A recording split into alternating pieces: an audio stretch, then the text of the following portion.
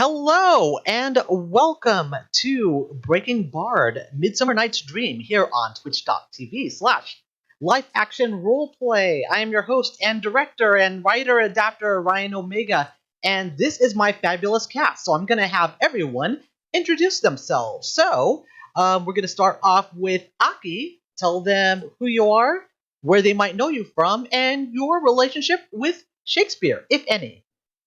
Oh, okay. Goodness. Hi, I'm Aki. I am playing Oberon tonight. Usually you can find me over on Q Times on Monday nights at 6:30 p.m. playing Clear Skies, which is a Star Trek Adventures RPG. But since our lovely producer over there is taking a much-deserved break, I am free to come over here and do some Shakespeare. I'm really excited. This is actually my second time doing Midsummer Night's Dream. The first time I did it, I played Cobweb, and I was back in university. So it's really cool to be coming back, continuing to be a fairy, but a different one, the king fairy. All right, next we go to Dan. Say hi, Dan. Hi, Dan. I'm Dan. You might know me from seeing me on stream over at Long Lost Lore on Mondays and Fridays for some superhero or horror stuff, or from TikTok where I do some dumb, nerdy cosplay videos. Really fun stuff. This is my first time being in a Shakespeare production, so I'm very excited. I'm going to be playing Flute and Mustard Seed, so can't wait to get after it and excited to do it. All right, I want to acknowledge we just got rated by Chow Jordan. Hello, everybody. Welcome to some Shakespeare we're going to be performing today. Hi, Raiders. Hello, Raiders. Thank you for coming. Next, we go to AE. Say hi, AE. Hello there. I'm AE. You might know me as the co-host of the Sin Appraisal podcast and the author of Distant Lands of Sand and the Men Who Died There. And I'm not overly familiar with the Bard, but enough to know that he's the Bard. I'm excited to be here, excited to play Lysander. All right, next we go to Taylor. Say hi, Taylor. Hello, I'm Taylor. You can't really find me, but I work in film. I'm a director, producer, and production designer. Occasionally, I act whenever my friends want to do fun stuff, because that's fun. And I'm playing Demetrius tonight. All right, next we go over to Chris. Say hi, Chris. I got to. Hi, Chris. It's necessary.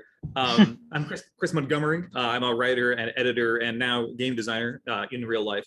I'm also one of the staff members for Twin Mascal which a few of the people on the stream here are affiliated with as players or advocates. My experience with Shakespeare is I went to Pomona College in Claremont and studied under the late Martha Andreessen and took a bunch of Shakespeare classes and played in Midsummer Night's Dream as Oberon and got to do a kabuki production of the Scottish play as Macduff. And I'm more of an English major, like textual scholar / authority rather than an actor, but I've done a decent amount of both, and I'm really excited because these are some lovely people. All right, next we go to Alexis. Say hi, Alexis. Hi, Alexis. My name is Alexis. I'm going to be playing Snout and Cobweb tonight. I have some illustration work that you can find at AG Draws Things on Instagram, and I share a birthday with Shakespeare. So I am very familiar. Awesome. Ooh, wow. Nice. Next, we go over to Clara. Say hi, Clara. Hi, Clara. It's so easy to do. Hi, I'm Clara. I'm playing Hermia tonight. I usually on Mondays stream with Happy Jack's RPG podcast playing. Right now we're on Traveler, and I think we're doing Traveler again, Traveler 2.0. But I bullied them to not stream tonight so we could do this. My relationship to Shakespeare, he's kind of like a really gross ex. But I've worked Run Ferris for years, and I'm in a band called the Merry Wives of Windsor, which regularly people use our photos for their productions of the Merry Wives of Windsor. It's very confusing and very good publicity for us. Nice. Next, we say hi to Avon. Say hi, Avon. Hi, how y'all doing? I didn't do the thing. You didn't do the thing. Chaos Fairy, that's me. Hi, my name is Avon Gonzalez. I make board games and do a lot of graphic design stuff for board games. I also have a long history of acting. all throughout school. In fact, I was just telling these folks the last thing that I did was playing Mr. Marmalade in Mr. Marmalade back in Savannah, Georgia, at my favorite gay bar, being like the only gay bar in town, Club One. It's amazing. They started a theater. It was great. But yeah, most of my theater has been like musical, Hedwig and the Angry Inch, did a little bit of Rocky, like the live version, not the Shadowcast version. And with my history with this show is I've been in it 7 times. This is the 7th time. Usually I play the mechanicals. I've also done Lysander, and I have played Demetrius. And this is the first time I get to play my favorite role. Yay! Yes, I am that puck. Next, we go to Ariel. Say hi, Ariel.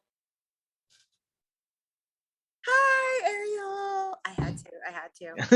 Anyway, my name is Ariel. I actually am named after a Shakespearean character from The Tempest, lesser known of his plays, but my mom was a big Shakespeare buff, so I grew up going to Ren Fair and listening to Shakespeare plays kind of as bedtime lullabies. And I continued studying Shakespeare along with other things. I went to college and definitely did a lot of Shakespeare there as well. And I just have a special place in my heart for the bard. Although the bad ex-boyfriend thing is definitely like lines up too. Anyways, I'm really happy to be here. I'm playing Peace Blossom and Snug the Lion, and I'm really excited to get going and play with all these wonderful people. All right. Next, we have Jackie. Say hi, Jackie. Hi, Jackie. Am I one of the cool kids now? Yes. Yes. Yeah.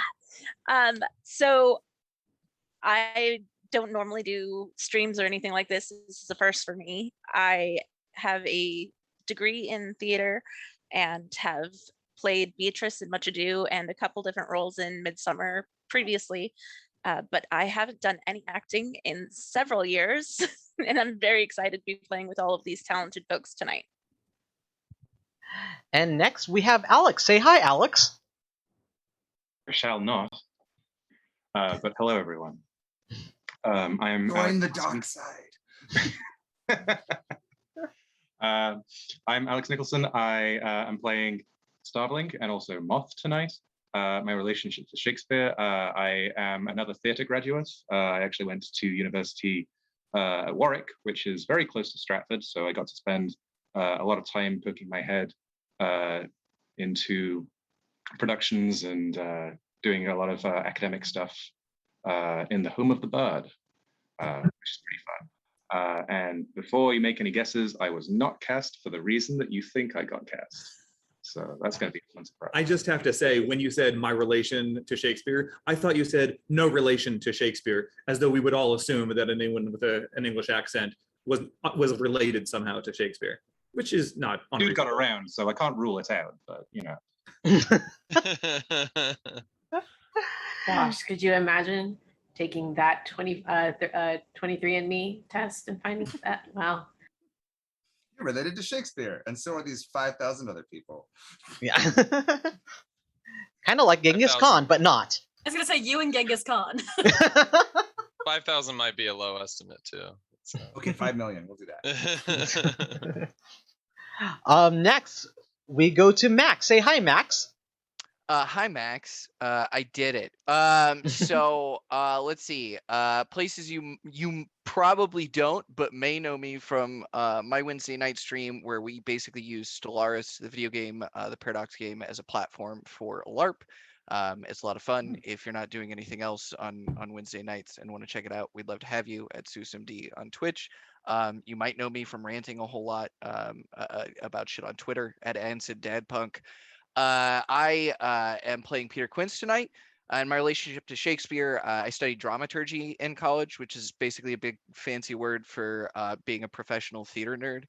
You just learn a whole lot about the playwright and about the context of the play, and do a bunch of research, and then get to mouth vomit it at people for money. It's very cool.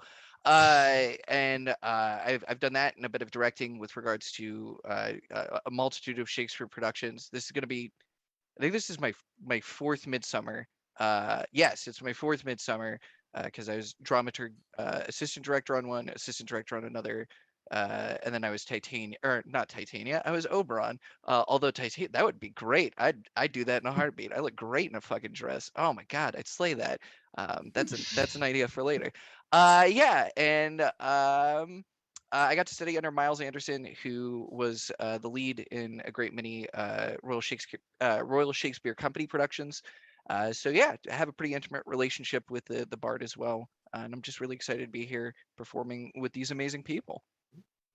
And next, we have Bonnie. Say hi, Bonnie. Goodbye, Bonnie. Ah, see what I did there? It's opposite day in my head. Hi, everyone. My name is Bonnie Gordon. I am a voiceover actor and a singer. You might also see me on a lot of TTRPG streams back in the day with Geek and Sundry, Hyper RPG, as well as Q Times, usually on Mondays, with Aki, actually, yay, with Star Trek Adventures. You probably heard me on a lot of video games and cartoons and random commercials that you're like, now I want a Big Mac, and it's my fault. But other than that, I am also a singer with a nerd comedy band with Xander Genre, which I'm sure most called the Love Bars, and I'm in a couple other bands out here. But the most important part is Shakespeare. I was a theater nerd, theater major. Always loved Shakespeare. Always loved theater, and got to be a part of a production of Midsummer's Night's Dream at the Magic Castle in Los Angeles, which was an amazing production a few years back, where I played Helena. So, and of course, Ryan brought this opportunity to my attention to jump on it so quickly. Yeah. Wombat. Do they jump? Well, they do now. They do now. They do now. I believe you mean squirrel. Sure. That was sure, just like me, a squirrel. Chris. Yes. call me colorful girl. All right, and I am your director and host, Ryan Omega, he, him. And my relationship with Shakespeare is partly because when I was in plays in high school and junior high, I actually won a couple of awards in acting, and they were all Shakespeare plays. When I submitted to UC Berkeley to get into the university, I wrote my college admissions essay in iambic pentameter, and I got in. So I guess that's a tip if you want to get into UC Berkeley, get really, really nerdy. It works. All right. With that in mind, let me talk about what we're going to be doing tonight. So the point of Breaking Bard, any of the Breaking Bard series, is to make Shakespeare more accessible, and we do that by having the directors adapting it to current language. And some of us will have a twist. So the twist is that it takes place in a casino in Vegas. Instead of presenting the entire play, because that would be long, we are going to present a few select scenes. We'll perform them in the original, and then afterwards we will take a little break, and then we will perform the adaptation. So the scenes we're going to cover are Act 2, Scene 1, Act 3, Scene 2, Act 3, Scene 1, and then Act 3, Scene 2. And then we'll be doing Act 5 with just the original and the adaptations with the commentary. And we'll talk about that when we get to that. So, with that said, let's begin our play, because the play's the thing. Act 2, Scene 1, the original. And what we're going to do is everyone will, when it's time for their entrance, they will turn on their camera. When it's time for them to exit, they will turn off their camera. So, we will begin with Act 2, Scene 1, the original. Act 2, Scene 1, the wood near Athens. Enter from opposite sides a fairy and Puck.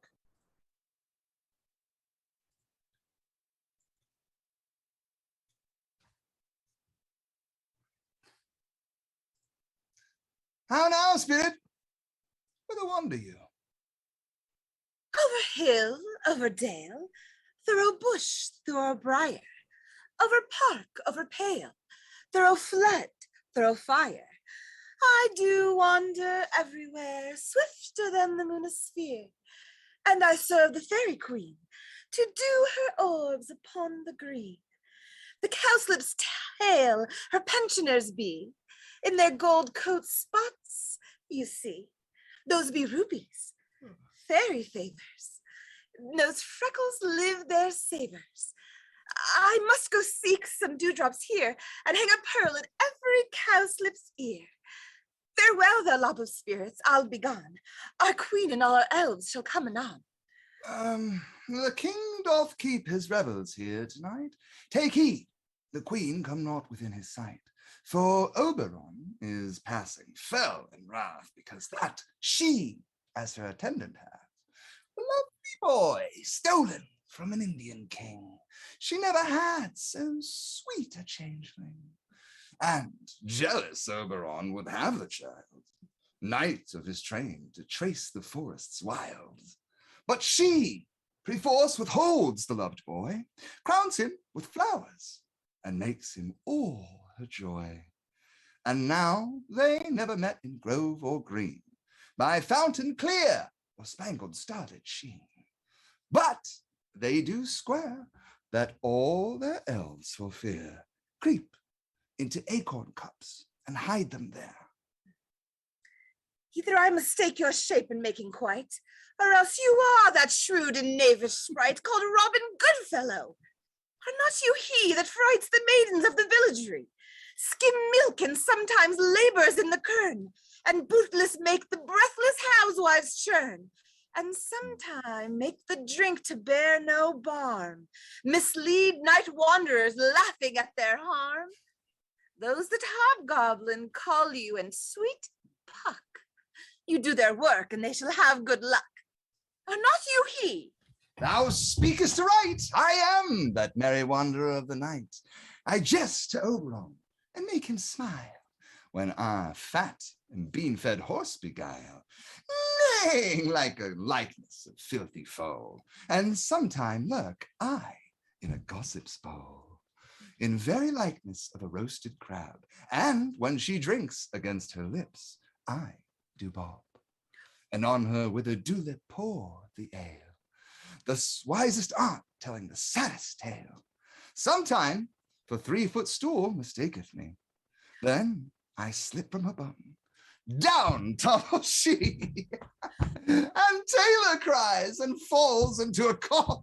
And then the whole choir hold their lips and laugh, and waxen in their mirth and knees and swear, a merrier hour was never wasted there. But room fairy, here comes Oberon. And here my mistress, would that he were gone. Enter from one side Oberon with his train, from the other Titania with hers. Ill met by moonlight, proud Titania. What jealous Oberon! Fairy, skip hence. I forsworn his bed and company. Very rash wanton. Am I not your lord? Then I must be thy lady. But I know when thou hast stolen away from fairyland, and in the shape of Corin sat all day playing on pipes of corn and versing love to amorous Phillida. Why art thou here? Come from the farthest steppe of India, but that forsooth, the bouncing Amazon, your buskined mistress and your warrior love to Theseus must be wedded, and you come to give their bed joy and prosperity. How canst thou thus? For shame, Titania, glance at my credit with Hippolyta, knowing I know thy love to Theseus. Didst thou not lead him through the glimmering night from Perigenia, whom he ravished, and make him with fair Aegle break his faith with Ariadne and Antiopa? These are the forgeries of jealousy, and never, since the middle summer spring, met we on hill, in dale, forest, or mead, by paved fountain or by rushy brook, or on the beach margent of the sea, to dance our ringlets to the whistling wind, but with thy brawls thou hast disturbed our sport. Therefore the winds, piping to us in vain, as in revenge, have sucked up from the sea contagious fog, which falling in the land have every pelting river made so proud that they have overborne their continents. The ox hath therefore stretched his yoke in vain, the plowman lost his sweat, and the green corn hath rotted ere his youth attain a beard. The fold stands empty in the drowned field, and the crows are fatted with the Murian flock. The 9 men's morse is filled up with mud, and the quaint mazes in the wanton green, for lack of tread, are undistinguishable. The human mortals want their winter here. No night is now with him or Carol blessed. Therefore the moon, the governess of floods, pale in her anger, washes all the air, that rheumatic diseases do abound. And through this distemperature, we see the seasons alter. Hoary-headed frosts far in the fresh lap of the crimson rose, and on old Hime's thin and icy crown, an odorous chaplet of sweet summer buds, as in mockery, set.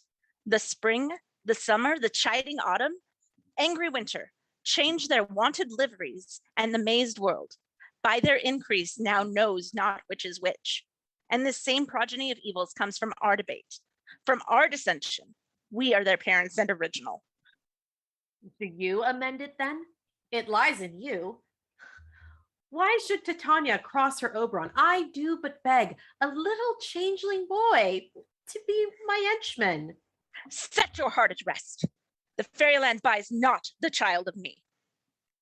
His mother was a votaress of my order, and in the spiced Indian air by night, full often hath she gossiped by my side, and sat with me on Neptune's yellow sands, marking the embarked traders on the flood, when we have laughed to see the sails conceive and grow big-bellied with the wanton wind, which she, with pretty and with swimming gait following, her womb then rich with my young squire, would imitate and sail upon the land to fetch me trifles and return again as from a voyage rich with merchandise. But she, being mortal of that boy, did die. And for her sake, I do rear up her boy. And for her sake, I will not part with him. How long within this wood intend you stay? Perchance till after Theseus's wedding day. If you will patiently dance in our round and see our moonlit revels, go with us. If not, shun me and I will spare your haunts. Give me that boy and I will go with thee. Not for thy fairy kingdom. Fairies away. We shall chide downright if I longer stay.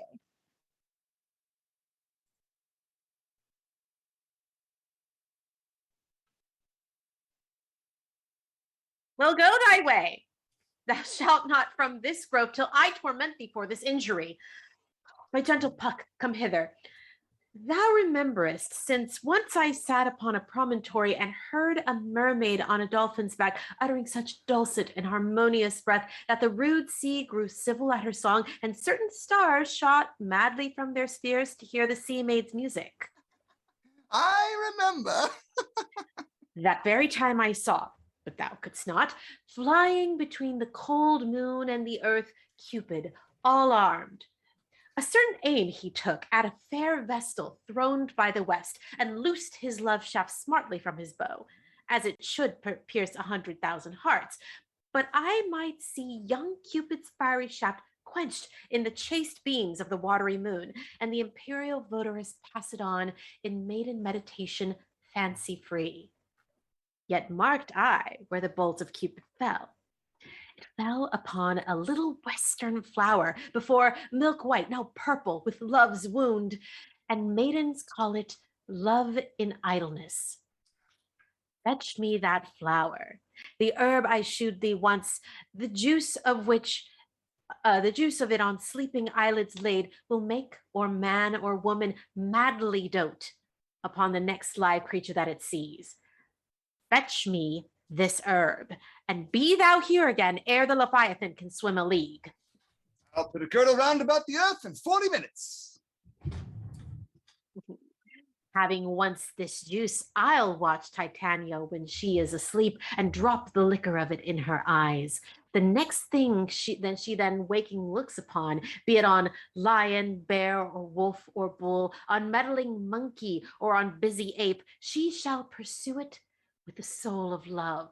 And ere I take this charm from off her sight, as I can take it with another herb, I'll make her render up her page to me. But who comes here? I am invisible, and I will overhear their conference. Enter Demetrius, Helena following him. I love thee not, therefore pursue me not. Where is Lysander and fair Hermia?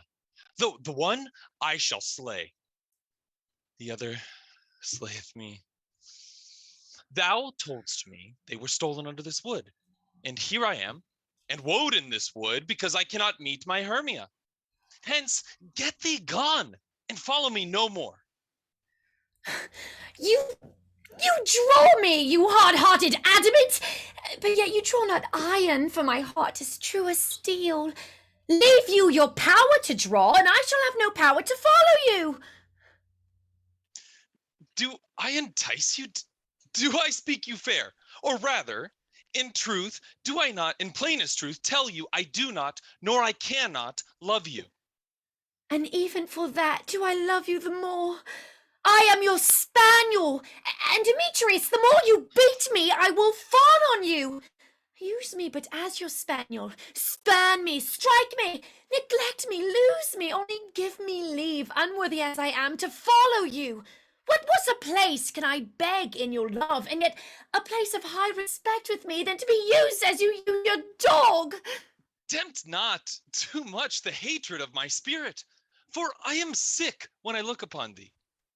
And I am sick when I look not on you.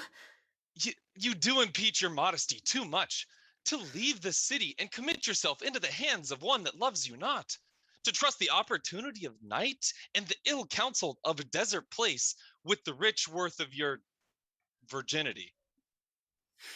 Your virtue is my privilege, for that it is not night when I do see your face. Therefore I think I am not in the night. Nor doth this wood lack worlds of company, for you, in my respect, are all the world. Then how can it be said I'm alone, when all the world is here to look at me? I'll run from thee and hide me in the brakes, and leave thee to the mercy of the wild beasts. Ugh, the wildest hath not had such a heart as you. Run when you will, the story shall be changed. Apollo flies, and Daphne holds the chase. The dove pursues the griffin. The mild hind makes speed to catch the tiger. Bootless speed when cowardice pursues and valor flies. I will not stay thy questions. Let me go. Or if thee follow me, do not believe, but I shall do thee mischief in the wood. Aye, in the temple, in the town, the field, you do me mischief. Fie, Demetrius! Your wrongs do set a scandal on my sex. We cannot fight for love as men may do. We should be wooed, and we're not made to woo. I'll follow thee, and make a heaven of hell to die upon the hand I love so well. Fare thee well, nymph. Ere he do leave this grove, thou shalt fly him, and he shall seek thy love. Re-enter Puck. Hast thou the flower there? Welcome, wanderer. Aye, it is. I pray thee give it to me. I know a bank where the wild thyme blows, where oxlips and the nodding violet grows, quite over-canopied with luscious woodbine, with sweet musk roses and with eglantine. There sleeps Titania some time of the night, lulled in these flowers with dances and delight, and where the snake throws her enameled skin weed wide enough to wrap a fairy in. And with the juice of this, I'll streak her eyes and make her full of hateful fantasies. Take thou some of it, and seek through this grove. A sweet Athenian lady is in love with a disdainful youth. Anoint his eyes, but do it when the next thing he espies may be the lady. Thou shalt know the man by the Athenian garments he has on. Effect it with some care, that he may prove more fond on her than she upon her love. And look thou meet me ere the first cock crow. Fear not, my lord, your servant shall do so.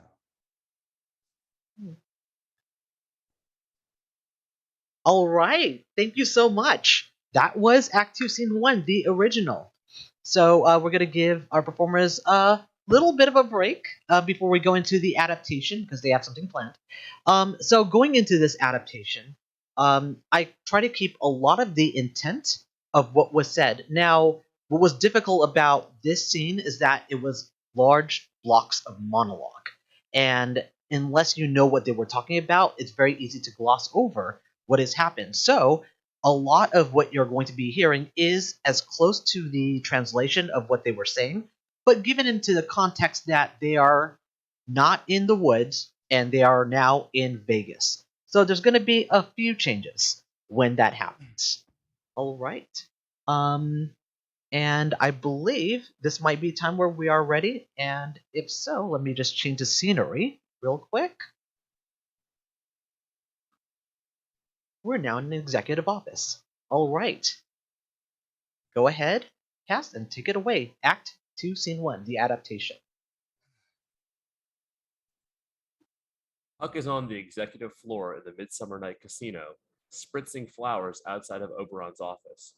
One of Titania's entourage, Peas Blossom, rushes by and Puck calls out to her. Where are you rushing off to?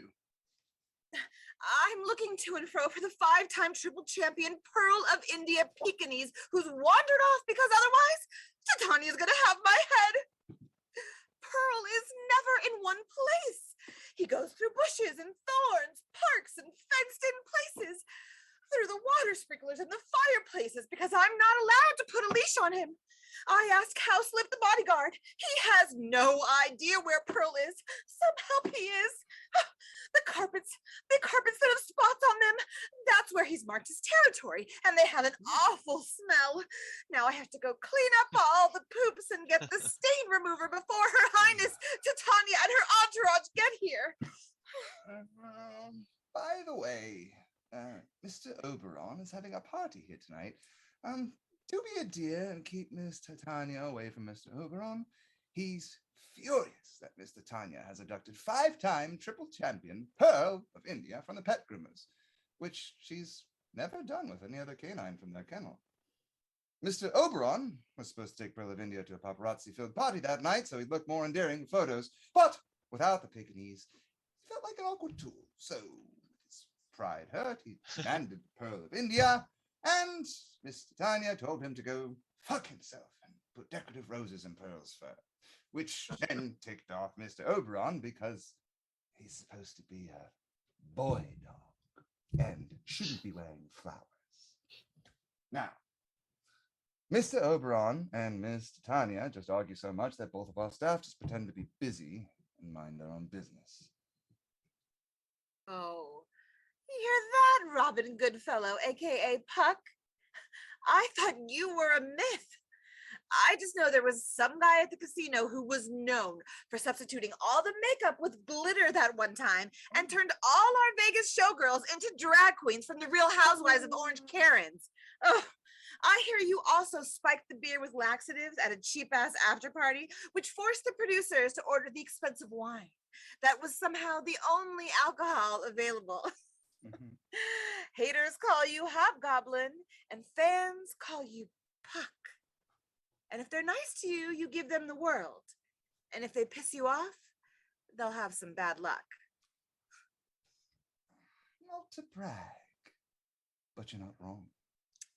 I like to make sure Mr. Oberon laughs so he's not serious CEO all the time, and occasionally I'll serve a tequila with a disgusting worm at the bottle at the bachelorette party and spill drinks all over her fiancé if he's clearly no good for her.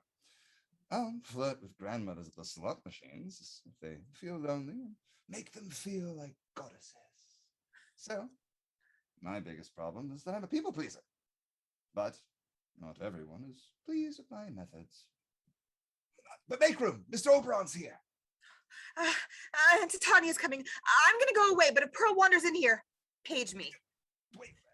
Oberon and Titania enter with their entourages. Fairy quickly darts away so Titania doesn't see her. It would have helped if she told me what her name was. Oh well. Puck fades to the background, leaving Oberon and Titania to go after each other.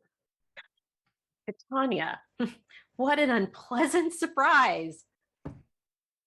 Entourage, please tell my aromatherapy appointment I'm in need of more lavender and white sage. I'm going to need extra cleansing today. Extra cleansing. Nothing is going to scrub out the incessant stench of failure. Yes, I can't help it if I'm married to my failure. I know for a fact that the only reason why you're not visiting whores is because you're too involved in planning your ex Hippolyta's charity fundraiser in the penthouse venue, which meant you left Pearl of India at the dog groomers and I had to interrupt my pore cleansing to pick him up personally. At least I'm not still pining after Hippolyta the same way you kept making excuses for Theseus. After he set up the after he slept with the triple A's, Angelica, Eliza, and Peggy, you even paid off Peggy when Theseus got her drunk and took advantage of her because you didn't want him scandalized. And he cheated on you. You are a jealous dick that knows no bounds. Ever since we built the Midsummer Night Casino, I can't go anywhere.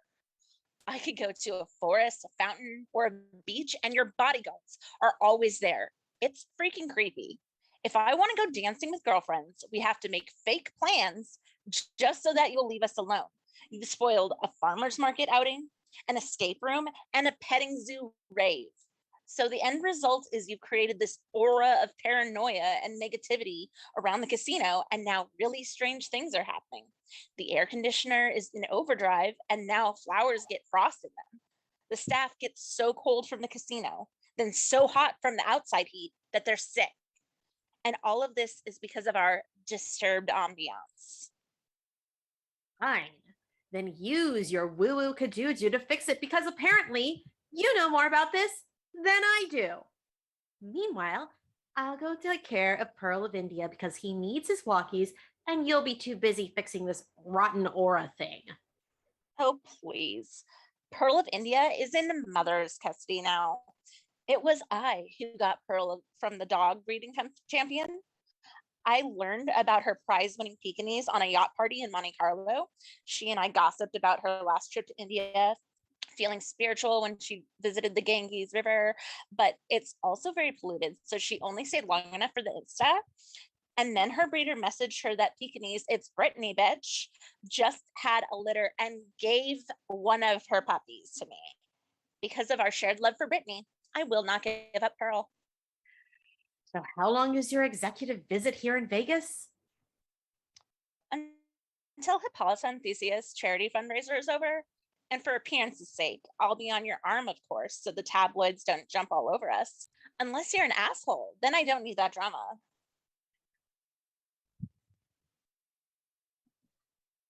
I'll do it if you hand over Pearl.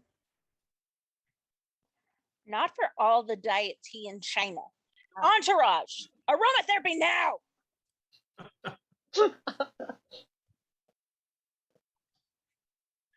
Be that way then. But don't think for a minute that you'll leave here without a payback.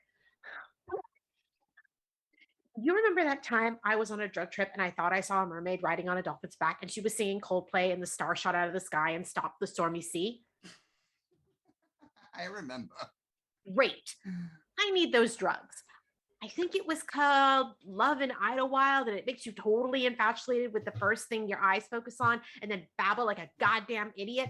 I want to absolutely humiliate Titania, and I don't want to go all Requiem for a Dream on her with pills. But can I get that not in a pill form, but like a spray or an inhaler? Yes, I think my dealer can get that in aerosol form. And it's called Love in Idleness. I'm pretty sure it's Love in Idlewild. It makes a lot more sense. It's named after that niche film festival, and obviously wherever there's movies, there's drugs. Yes, it's Love in Idlewild. I am mistaken. Can you get it to me by tonight? If you pay the dealer enough, I can get it for you in 40 minutes. I'm going to make some calls. Huck leaves and Oberon goes into his executive office when he hears a few beeps coming from the security cameras of the penthouse venue. Demetrius wanders in, followed by Helena, both not realizing that they are not in the normal suites of that floor. Stop stalking me. I have no feelings for you. And where are Lysander and Hermia? One, I can't get enough of, and the other, I've had too much. Helena, you told me they were somewhere here in the casino, and here I am, batshit crazy because I drove all the way from LA and Hermia is not here. Get away from me. What's wrong with you? It's you! You draw me to you because somewhere in you, you know in your heart you are meant for me. And I can't help that you have your flirty ways, your half-open shirt, your butt-shaped pants, and that cute way you fake disgust when you see me. Did I ask you to follow me? Did I ask you to stow away in the trunk of my car for the past 4 hours on this road trip? Like, how do I signal to you that I do not and I cannot love you? I don't even act nice to you. Oh, but I know that if I'm persistent enough, you'll let your guard down. You just need to be shown lots of affection. Like a puppy! Oh, if you lash out at me, I know in actuality it's not personal, but you are processing all of your previous failed relationships and projecting it out on me. My therapist told me this. I love you unconditionally. And that means that even when you are horrible to me, unconditionally means unconditionally. Don't. It literally makes me sick that you think that way about me. And I feel sick that you cannot accept someone liking you for who you are. Like what kind of mind jumps into the trunk of a car traveling all the way to Vegas when I've repeatedly told you that I don't like you? And it's Vegas. Things happen in Vegas. Other people could take advantage of you. Yeah, and I was hoping that, being in Vegas, things will happen. I'm gonna go. And you're gonna have to fend for yourself. And I'm definitely going to make sure that the trunk of my car is locked. I know you don't like me now, but making absolutely sure that I don't have a way to go back home is cruel. No, we're done here. Leave me alone, or I will make sure you regret it. You've what? Leave me Did alone, someone say or my else I'll name? make sure you'll regret it. You've already made me regret trying to reach out to you, trying to be kind to you and sticking up by you when no one else would. This is just not fair! This is absolutely not fair! Demetrius doesn't say another word and leaves Helena all alone. Okay, just breathe. Just, he really does love you. He just doesn't know it yet. Oberon observes Helena from a security camera from his office. Poor girl. I swear before he leaves this casino, that guy's gonna treat you kinder. Maybe even be affectionate. Puck enters the executive office. That was quick. I give the best head in town. Oh, I know. Puck hands Oberon an atomizer with a perfume case sculpted like a flower blow. I know. A poolside cabana where there's violets, honeysuckle, and a bunch of other flowers attracting bugs all over it. Ever since Titania entered her neo-pagan phase, it's at least a lot cheaper than jewelry. I'm going to spray some of this on Titania, but Puck, divide this perfume so that you can take some of this too.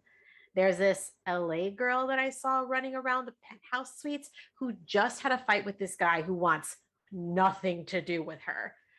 I want you to spray some on the guy. And you'll know who he is because he's wearing one of those designer polo shirts. You can't miss it. I want to make sure he leaves obsessed with her. Once you do that, you can take the rest of the day off and meet me here tomorrow morning. I'm on it. All right, thank you so much. So just a little bit about the adaptation. Again, I just tried to work in a lot of what they were saying and trying to incorporate that into this. And there were definitely a couple times where I cackled. So thank you so much with that. And yes, you did hear half open shirt and butt shaped pants. So all right, we're gonna go into our next one, which is Act 3, Scene 1, the original, and then followed by the adaptation. Act 3, Scene 1 original. Scene 1, The Wood. Titania lying asleep. Enter Quince, Snug, Bottom, Flute, Snout, and Starveling. Are we all met?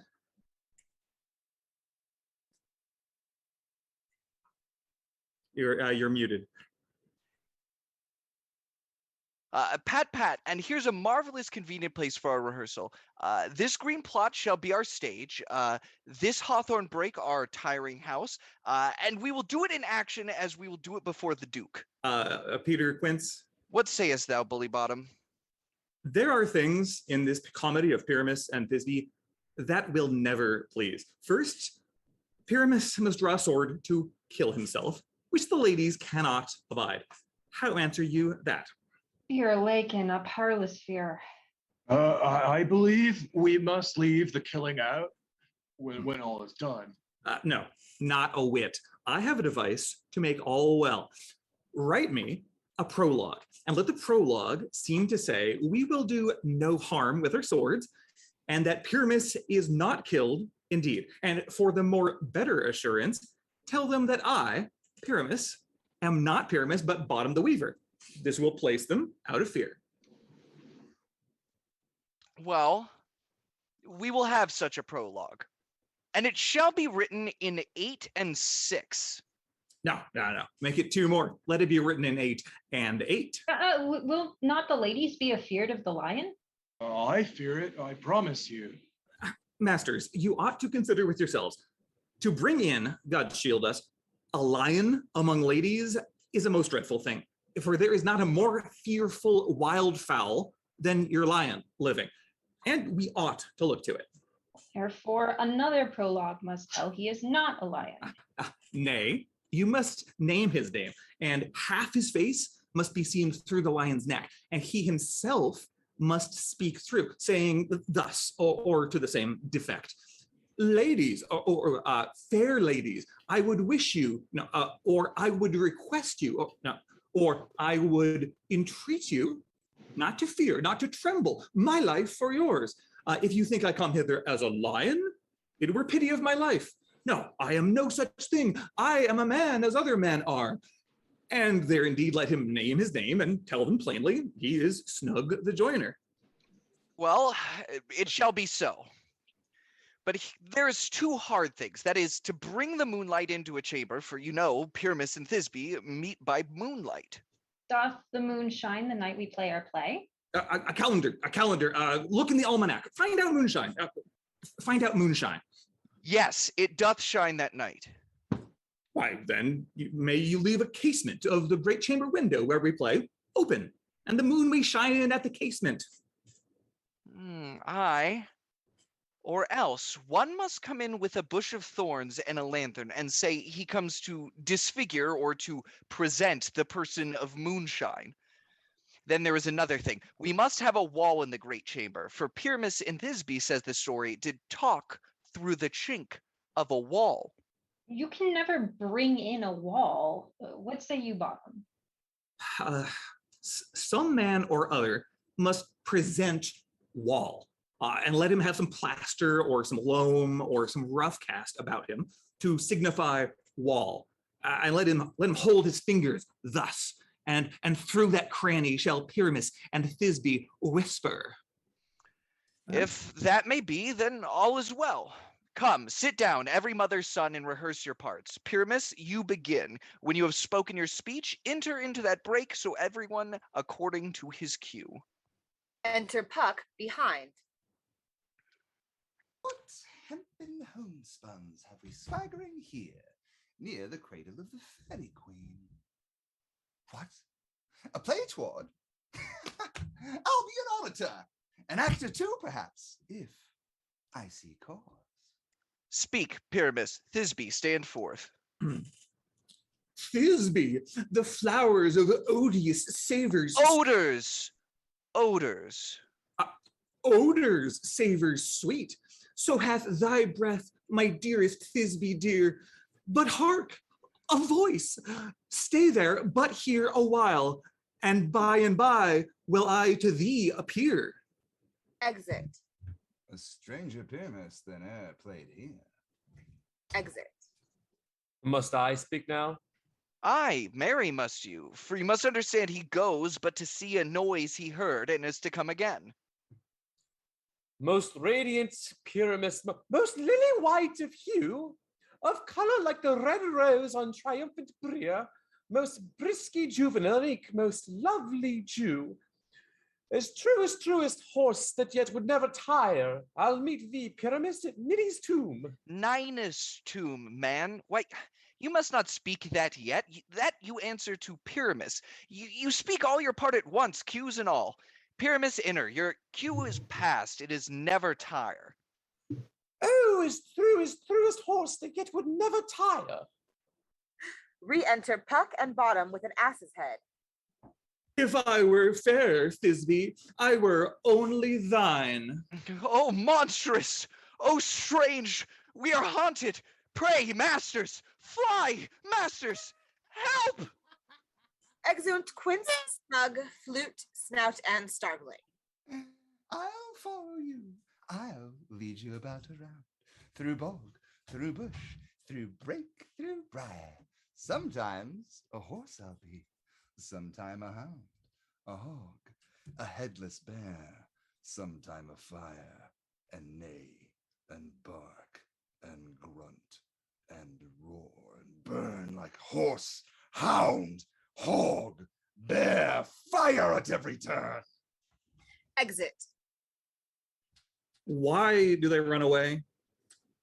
This is a knavery of them to make me afeared. Re-enter Snout. Bottom, thou art changed. What do I see on thee? Yeah, what do you see? You see an asshead of your own, do you?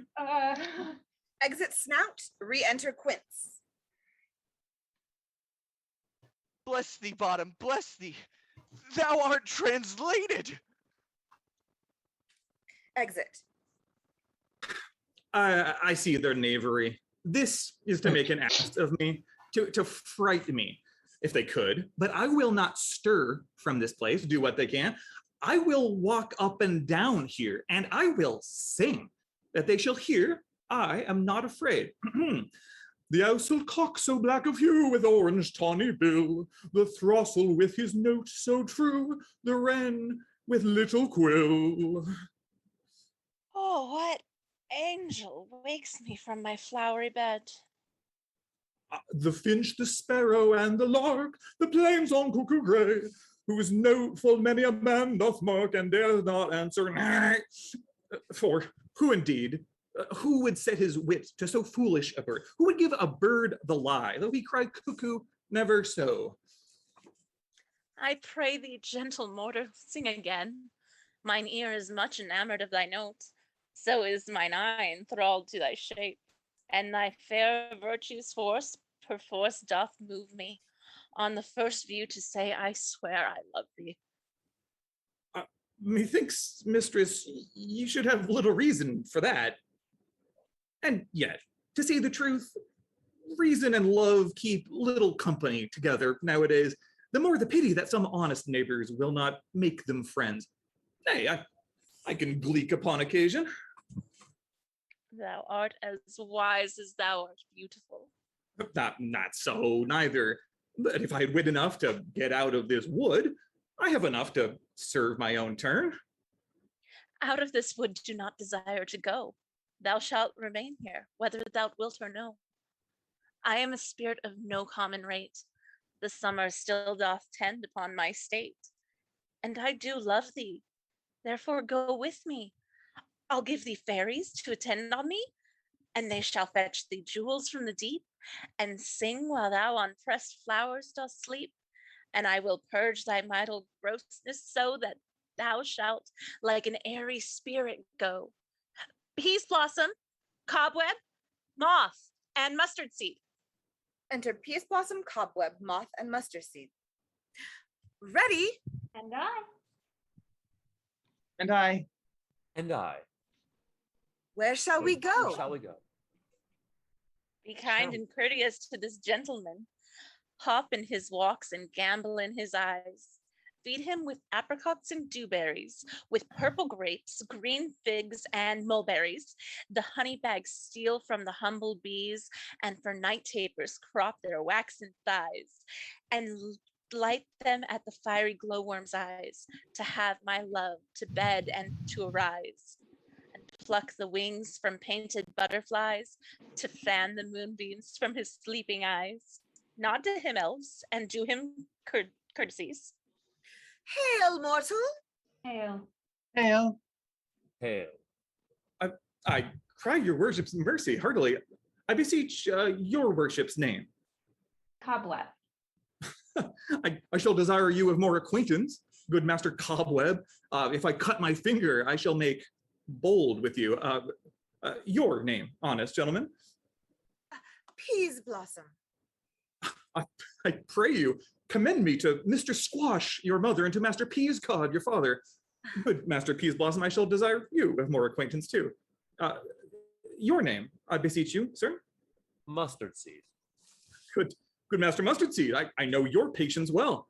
That same cowardly giant-like ox beef hath devoured many a gentleman of your house. I promise you, your kindred had made my eyes water ere now. I desire your more acquaintance, good Master Mustard Seed.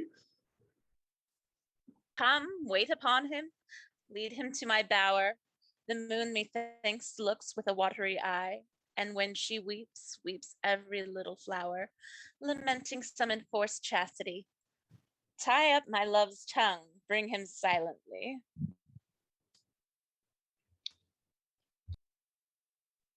Exeunt. Woohoo! Yes! Thank you so much on that. All right, so I'm going to explain the adaptation. So, of all the scenes, this was the longest to adapt because there was a lot going on here. Mechanicals were actually one of my favorite characters in Midsummer, and I was sad that I couldn't do Act 1, Scene 2, where all of the mechanicals were getting together, but this was more, there was more interaction here between the mechanicals and the fairy world, so I thought that this was going to be a better scene. So, there's been more adapting in this particular scene because there is a lot of there's a lot of stuff going on. That's the best way to describe that. And with that, we're going to go into Act 3, Scene 1, the adaptation.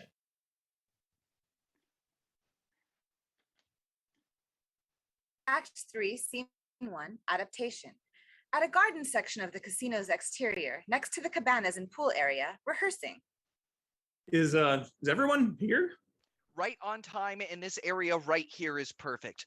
This section of grass is going to be the stage, and once you pass those trees, that's backstage. The aim for today's rehearsal is to perform this exactly the way we want to for the casino execs, to keep our jobs. No pressure. Hey, Quince. What is it? I don't know if these things in the script are going to read as ironically funny, haha, as much as uncomfortably funny, awkward. Like, stabbing myself with a stunt sword might be too gruesome because the audience won't get that it's not serious. Oh, I could sort of see that. Maybe you could take out the killing. The death stuff is kind of too much for me. The neighborhood cat Sniffles just died. So. Or I could go content warning. This show has scenes that involve death, violence, and cutting with sharp objects. These are professional actors that are stunt trained, and the actors are not their characters. Disclaimer, perfected. At least make it rhyme or something. It's so legal. Our content warning, violence, swords, and death stuff, cherry blossoms fall. Perfect haiku. Shouldn't lion roaring be part of the disclaimer? The audience might get scared of that too. Yeah, maybe we can edit the lion a bit, because the lion is a bigger version of a cat, kind of like Sniffles, who just died. So it's a little much for me. We are not abusing animals, and we need to be sensitive to those who might have traumatizing experiences with lions. We can put this in the show disclaimer. The best thing we can do is have Snug come out before the show begins and say, by portraying a lion, we are not portraying a lion in any kind of abusive manner, nor are we culturally appropriating the lion culture. We've seen The Lion King 3 times off Broadway. We are very woke. Well, there is another problem. Our spotlight is broken, so we can't portray Moonlight or the nighttime scene where Romeo and Juliet meet. Pyramus and Thisbe. Same thing. Romeo and Juliet is an adaptation of Pyramus and Thisbe. It is? It is? Yes, how do you not know that? Instead of a balcony, there's a wall. Instead of a dagger and poison, there's a lion. Oh, I have an idea. Going on my phone. So according to moonphases.com, there is a full moon out that night. Oh, yes. It is a full moon, and if it can somehow shine through the roof and 30 floors of the hotel casino, it would be perfect. Or we can perform this in the sideline room with the big window to let the moonlight shine through, where Nickelback was playing last week. You want to send us to the place where Vegas acts go to die? No! Wait. What if we did a creative Cirque du Soleil interpretation of the moon and someone comes in with a glow-in-the-dark exercise ball and that becomes the moon? Oh, shoot. There needs to be a very visible division between Pyramus and Thisbe, so we definitely need a wall. Snout, how's that coming along? Oh, well, we don't have the flats or painting materials to create a partition since Bottom blew that budget on hookers and blow. So, Bottom, do you have any ideas? Listen, they are not hookers and blow. It's just one single mother with a balloon fetish. And Quince is doing a creative interpretation of the moon. We can do the same thing with the wall. We can have someone come in with a bad orange tan and a bad comb-over wig, and he could play the wall. There's supposed to be a crack in the wall, and the last thing I need is 2 of my actors bent down whispering up someone's butt. We have some canvas. We'll draw some bricks and Snout. Give me a mock-up of that costume, and I think we have everything for this sketch. Enter Puck, who passes by and oversees the rehearsal. The mechanicals are unaware that he's watching. What amateur production is this right next to the cabanas? Oh, it's the mechanicals. It can't hurt to watch. Maybe I can even direct. Speak, Pyramus. Thisbe, stand by. Thisbe, the flowers of odious savors sweet. Odors. Odious means unpleasant. I don't know. When Sniffles makes an odor, it's not pleasant. It's odors. Continue. Odors, savors sweet. So hath thy breath, my dearest Thisbe dear. But hark, a voice. Stay thou but here a while, and by I will to thee appear. Bottom exits the scene. This is the strangest Pyramus I have ever seen. Did you just say her breath smells like roses? Anyway, it's time for a little witchcraft. Puck exits the scene following Bottom. Is it my turn to speak? Yes. Pyramus has to go off stage because he heard a noise, and him leaving is your cue because we have to build up the drama before he comes back.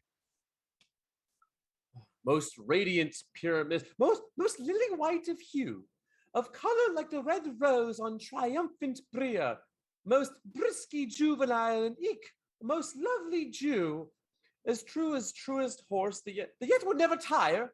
I'll meet thee, Pyramus, at Ninny's tomb. Wait. Is Pyramus Jewish? Yes, Pyramus is pale, ginger, young, and Jewish. that makes Pyramus Mark Zuckerberg from Facebook. Also, it's Ninus tomb, not Ninny's tomb. He's not a nincompoop. Also, you jumped a line. You say most radiant Pyramus when Pyramus is in the scene, but you have to cue Pyramus with your previous line because he comes in when you say never tire. Oh, as truest horse, yet would never tire. Bottom returns to the stage with an ass's head. Puck watches the troupe from a distance to see their reactions. If I were fair, Thisbe, I were only thine. The cast stands stunned in amazement with Bottom's new donkey head. Do we have the budget for that? Is that from your furry cosplay? How high am I now? My plastic surgeon said it was supposed to be undetectable. Jeez, Mr. Method Actor, everyone take 5 until we can all calm down. Thank you, Five. Thanks, Five. I don't know what I expected. But... Everyone exits except Bottom and Puck. Bottom looks despondent. Puck looks pleased with himself, watching his witchcraft of Bottom have effect, but staring from a distance as he speaks an incantation to himself.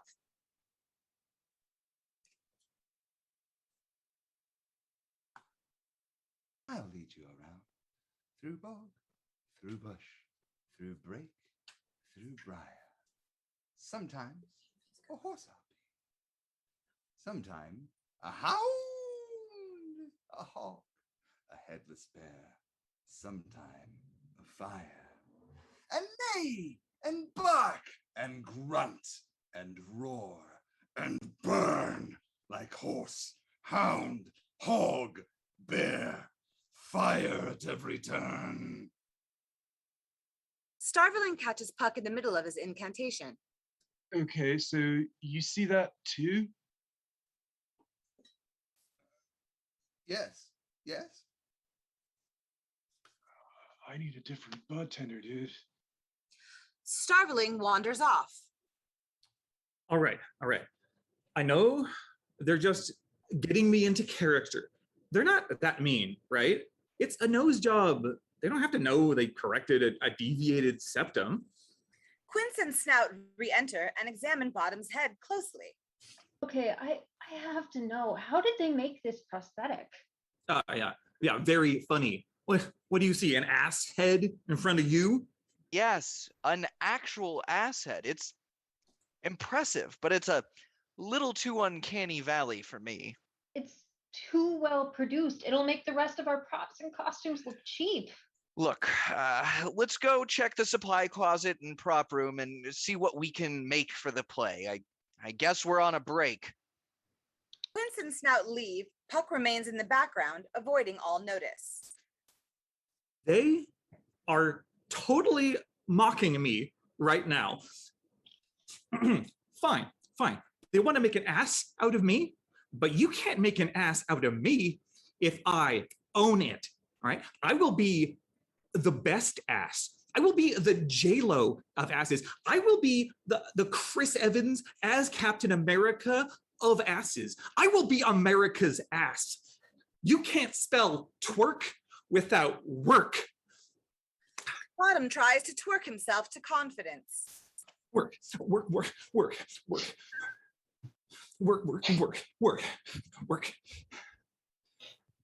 Titania walks in from the cabana section of the pool towards this area of the garden. She comes upon Bottom twerking his bottom, and she is mesmerized by his booty shaking. I thought I felt an earthquake, but I wasn't wrong about the shaking. Because these South Hills got skills for dollar bills, more like $5, because a link can make you holler back like what, Gwen Stefani, like Joey Tribbiani, back to friends like a troupe, goof troupe, here for the comedy, Shakespeare comedy. I'm a Midsummer Night Mechanical. What? Because I'm an animal. Mic drop. Oh crap! That Rode mic is expensive. Quince will kill me. You are a rap god. More than a rap god. I clearly recognize you, Pan, god of sex and desire, and you have come to divinely visit me, your humble and faithful follower. I swear my devotion and love to you, my deity. All right, rap cod might be a little much. I mean, I'm not Vanilla Ice. It's more like imitation vanilla flavoring. I'm not godlike. Well, but Pan is a minor god. I think I could get away with being a minor god. You are far too modest, and you are wise as well as beautiful. Well, if I were really wise, I'd be in a recurring cast on a TV show in Hollywood rather than guessing if they're going to renew my contract on a 2-Bit Vegas Lounge act. Don't worry about ever having to leave the Midsummer Night Casino. I'll make sure you stay here, even when you don't want to. I'm the owner of this casino, and I will make sure you get personal assistance, a chaise lounge in your dressing room, and blue M&Ms at your craft services table. Most importantly, I will make you a star so that you will never have to worry about being mundane ever again. Tanya presses a talkie button on her smartphone.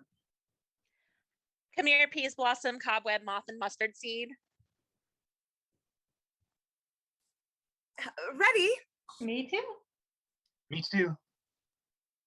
I'll call security. We'll Hello, security. No! Be kind to this blessed deity Pan, who's come here in mortal form. Cater to his needs. If he needs a massage, a sparkling water, or a facial. We may need extra hot wax for that facial. Check to see if he's vegan, pescatarian, or on paleo, and get the chefs to prepare a royal meal. Prepare a high-end suite that has a sunrise lamp simulator so he can wake up with the sunrise without having to miss the sun. And make sure he has blackout curtains and lavender-infused beanbag blindfolds so the moonlight doesn't bother him. Bow and curtsy to him. Well, you all don't even do that to me, so just avoid having resting bitch face. How would you like to be addressed? Bottom is fine. Wait. My lord. What are your pronouns? My pronouns are my lord. God, just kidding. Actually, I take that back. I want to be called that. That he, him, they, them? Did you just presume I wasn't she, her? No, I know. No, my pronouns are he, they. Thank you for asking. So would you like a massage, a sparkling water, a facial? My lord. Excuse me, but what is your name? Cobweb, my lord. I would like to get to know you better, Cobweb. I have an EpiPen, and I'm putting you in charge of it. I'm allergic to bee stings and failure. Stab me if either happens. No, not now. There's no bees here. And your name? Peas blossom, my lord. Any relation to the peas blossoms from Dubuque, Iowa? They're family massage therapists, but we know what they really did. Circus performers. And you? Mustard seed. I'm not a big fan of mustard. It's spicy, but not spicy enough, kind of so-so. It's not the primary ingredient in anything. Why do you call yourself mustard seed? I'm heir to the mustard seed fortune. I love mustard. It has some flavor, not spicy, but still there. Perfect on hot dogs and other food. It should be on more food. All right, everyone, take him to my cabana. Everyone heads to Tanya's cabana by the pool, but Cobweb and Moth lag behind. I'm not wrong, but that guy does have an ass's head, right? And the god Pan has goat legs, not a donkey head. Who's gonna tell her? Tanya is a very rich, entitled woman. Keep quiet and let's not break her.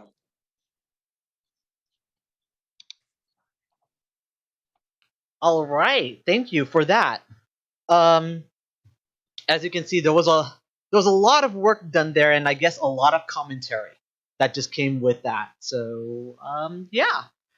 All right, we're gonna go into our next scene, which is going to be Act 3, Scene 2, the original. So let's give our performers a little bit, and I think if you're ready. Scene 2, another part of All the right. wood. Are we ready? Enter Oberon. I wonder if Titania be awaked. Then what it was that next came into her eye, which she must dote on in extremity. Enter Puck. Ah, here comes my messenger. How now, mad spirit? What night rule now about this haunted grove? My mistress with a monster is in love.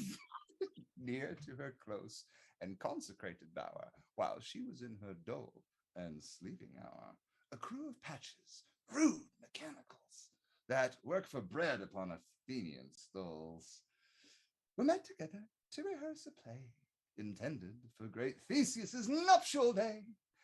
The shallowest thick skin of that barren sort, who Pyramus presented in their sport, forsook his scene and entered in a break, when I did him at this advantage take.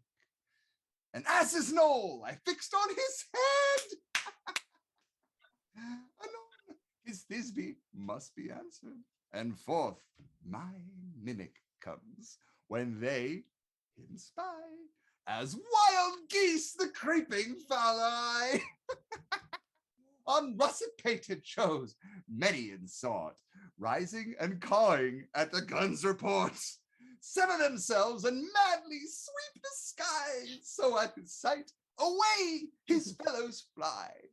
And at our stamp, here o'er and o'er one falls, he murder cries, and help from Athens calls. Their sense, thus weak, lost with their fears thus strong, made senseless things begin to do them wrong. For briars and thorns at their peril snatch, some sleeves, some hats, from yielders all things catch. I led them on in this distracted fear, and left sweet Pyramus translated there. When, in that moment, so it came to pass, Titania walked and straightway loved an ass. Ah, this falls out better than I could devise. Oh, but hast thou yet latched the Athenian's eyes with the love juice, as I did bid thee do? Oh, I took him sleeping. That's finished too, and the Athenian woman by his side, that when he waked, oh force, she must be I. Enter Hermia and Demetrius. Stand close. This is the same Athenian.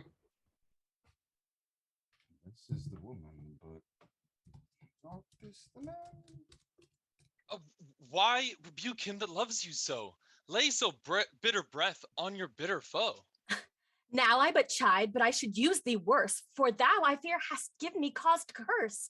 If thou hast slain Lysander in his sleep, being o'er shoes in blood, plunge in the deep and kill me too. The sun was not so true unto the day as he to me. Would he have stolen away from sleeping Hermia? I'll believe as soon as this whole earth may be bored, and that the moon may through the center creep, and so displease her brother's noontide with Antipodes. It cannot be that, but thou hast murdered him. So should a murderer look, so dead, so grim. So should the murdered look, and so should I, pierced through the heart with your stern cruelty.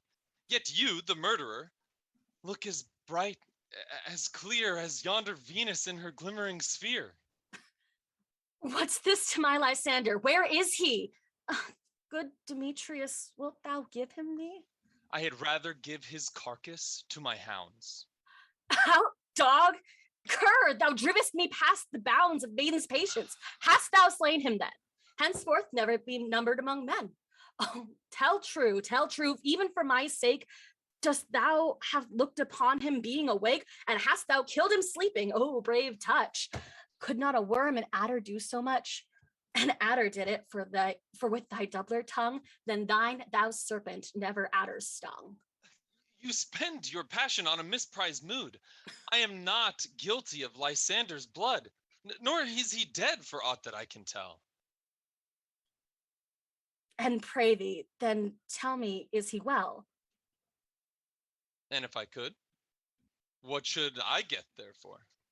A privilege never to see me more. And from thy hated presence part I so, see me no more, whether he be dead or no. Exit. There is no following her in this fierce vein. Here therefore I shall remain. So sorrow's heaviness doth heavier grow. For debt bankrupt sleep doth sorrow owe. For now in some slight measure it will pay, if for his tender here I make some stay. Demetrius lies down and sleeps.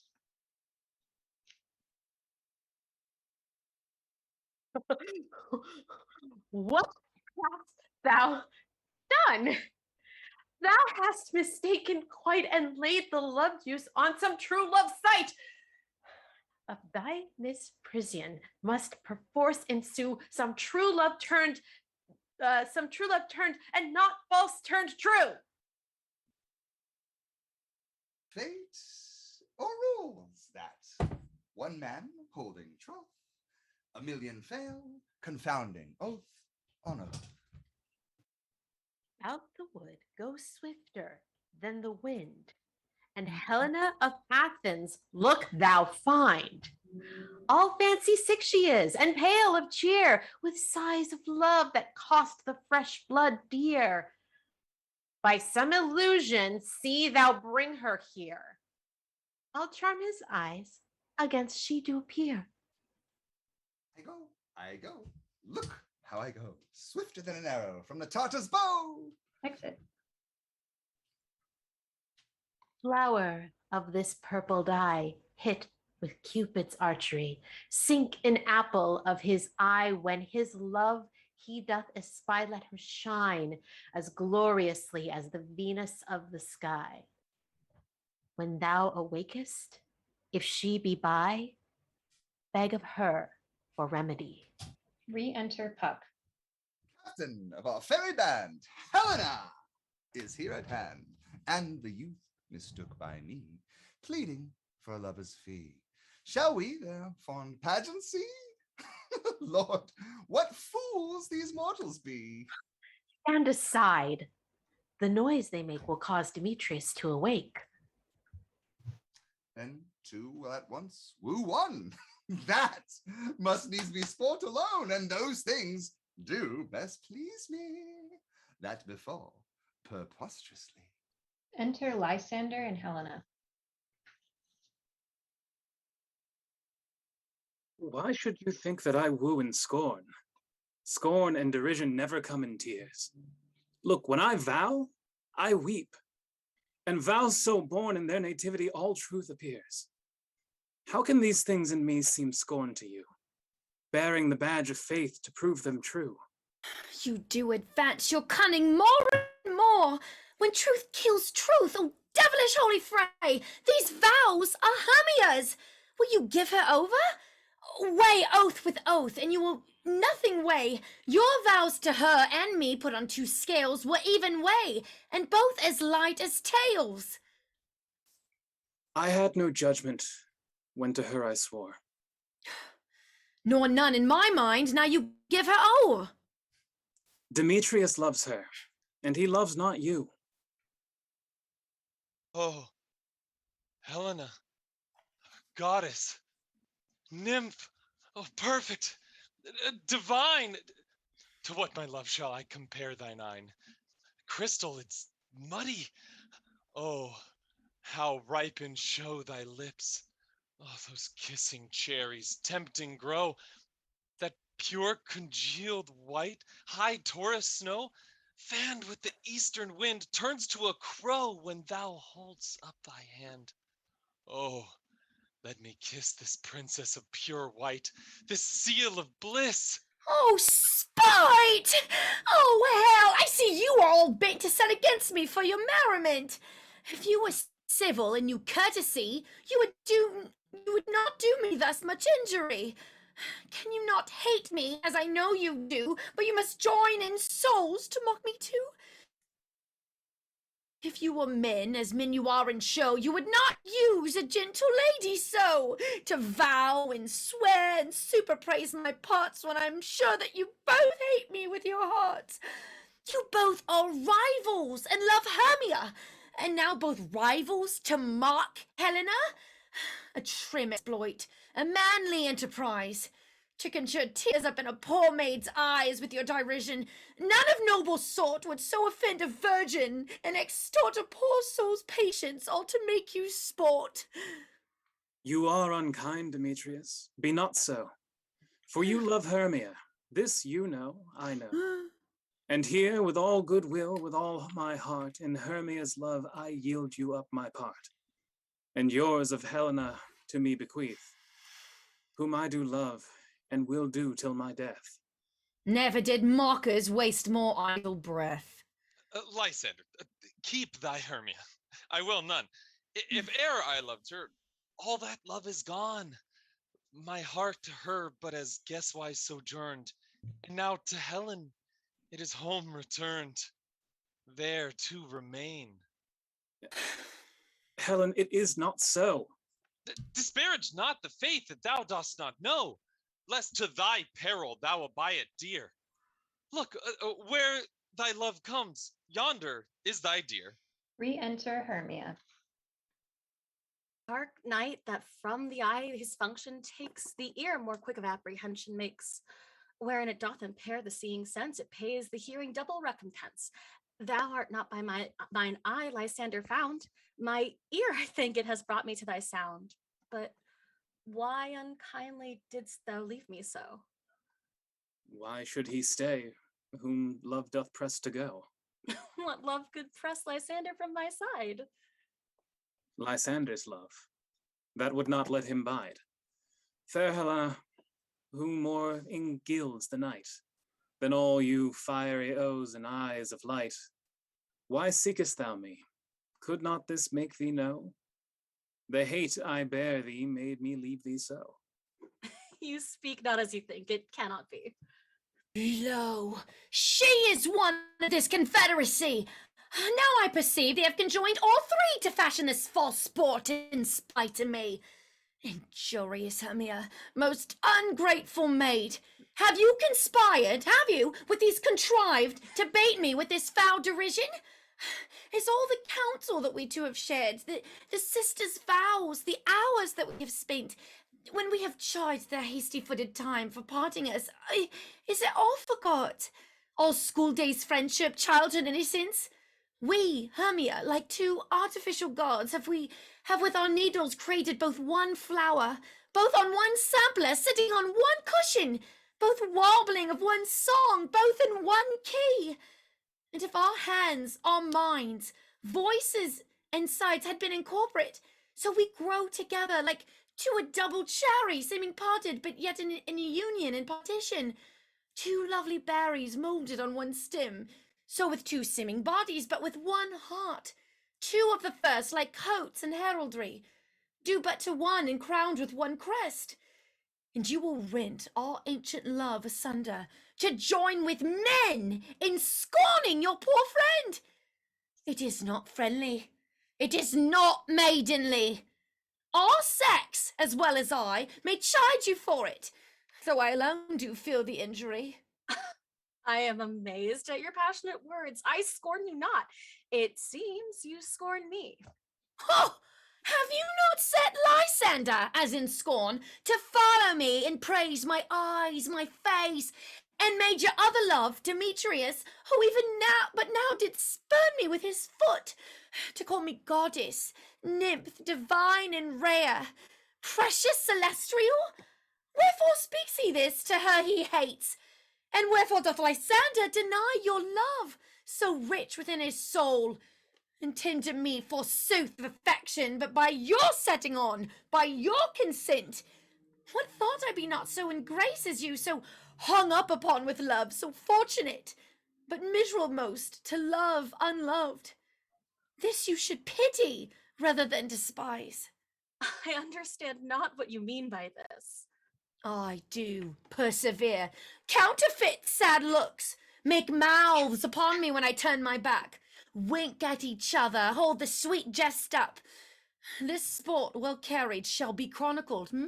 If you have any pity, grace, or manners, you should not make me such an argument. But fare you well. 'Tis partly my own fault, which death or absence soon shall remedy. Stay, gentle Helena. Hear my excuse. My love, my life, my soul, fair Helena. Oh, excellent. Sweet, do not scorn her so. If she cannot entreat, I can compel. Thou canst compel no more than she can entreat.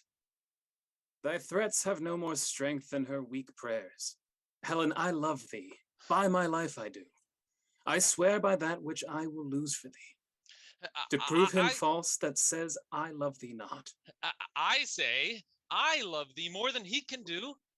If thou say so, withdraw and prove it too. Quick, come. Lysander, where to tends all this?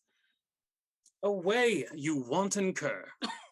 No, no, he'll seem to break loose, take on as you would follow, but yet come not. You are a tame man, go. Hang off, thou cat, thou burr, vile thing. Let loose, or I will shake thee from me like a serpent. Why are you grown so rude? What change is this? Sweet, love, dear. Thy love, out, tawny, tartar, out. Out, loathed medicine, hated poison, hence. Do you not jest? Yes, sooth, and so do you. Oh. Demetrius, I will keep my word with thee. I would I had your bond, for I perceive a weak bond holds you. I'll not trust your word. What should I hurt her, strike her, kill her dead? Although I hate her, I'll not harm her so. What can you do me greater harm than hate? Hate me, wherefore? Oh me, what news, my love? Am I not Hermia? Are you not Lysander?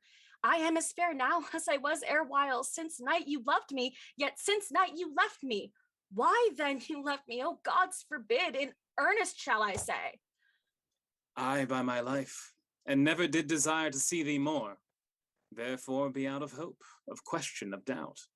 Be certain, nothing truer, 'tis no jest, that I do hate thee, and love Helena. Oh. Oh me, you juggler, you canker blossom, you thief of love. What have you come by night and stolen my love's heart from him? Fine, faith, have you no modesty, no maiden shame, no touch of bashfulness? What, will you tear impatient answers from my gentle tongue? Fie, fie, you counterfeit, you puppet, you! Why so? Aye, that way goes the game. Now I perceive that she hath made me compare between our statures. She hath urged her height, and with her personage, her tall personage, her height, forsooth, she hath prevailed with him, and are you so grown so high in esteem? Because I am so dwarfish and so low. How low am I, thou painted maypole? Speak. How low am I? I am not yet so low, but that my nails can reach unto thine eyes. Oh, I pray you, though you mock me, gentlemen, let her not hurt me. I once never cursed. I have no gift at all in shrewishness. I am a right maid for my cowardice. Let her not strike me. You perhaps may think, because she is something lower than myself, that I can match her. Lower, hark again! Good Hermia, do not be so bitter with me. I evermore did love you, Hermia. Did ever keep your counsels, never wronged you. Save that in love with Demetrius, I told of him of your stealth into this wood. He followed you, and for love I followed him. But he hath chid me hence and threatened me to strike me, spurn me, nay, to kill me too. And now, so you will let me quiet go to Athens, will I bear my folly back, and follow you no further. Let me go. You see how simple and how fond I am. Why, get you gone. Who is it that hinders you? A foolish heart that I leave here behind. What? With what, Lysander? But with Demetrius! Be not afraid. She shall not harm thee, Helena. No, sir, she shall not. Though you take her part, Ooh, when she is angry, she is keen and shrewd. She was a vixen when she went to school, yeah? And although she be but little, she is fierce. Little again, nothing but low and little. Why will you suffer her to flout me thus? Let me come to her. Get you gone, you dwarf, you minimus, of hindering not grass made, you bead, you acorn. You are too officious. In her behalf that scorns your services. Let her alone. Speak not of Helena. Take not her part. For if thou dost intend never so little show of love to her, thou shalt abide it. Now she holds me not. Now follow, if thou darest, to try who's right. Of thine or mine is most in Helena. Follow? Nay, I'll go with thee. Cheek by jowl. Exit Lysander and Demetrius. You mistress, all this coil is long of you. Nay, go not back. I will not trust you. I no longer stay in your cursed company. Your hands than mine are quicker for a fray, but my legs are longer. To run away. Exit Helena. I am amazed and know not what to say. Exit Hermia. This is thy negligence. Still thou mistakest, or else committest thy knaveries willfully. You are muted.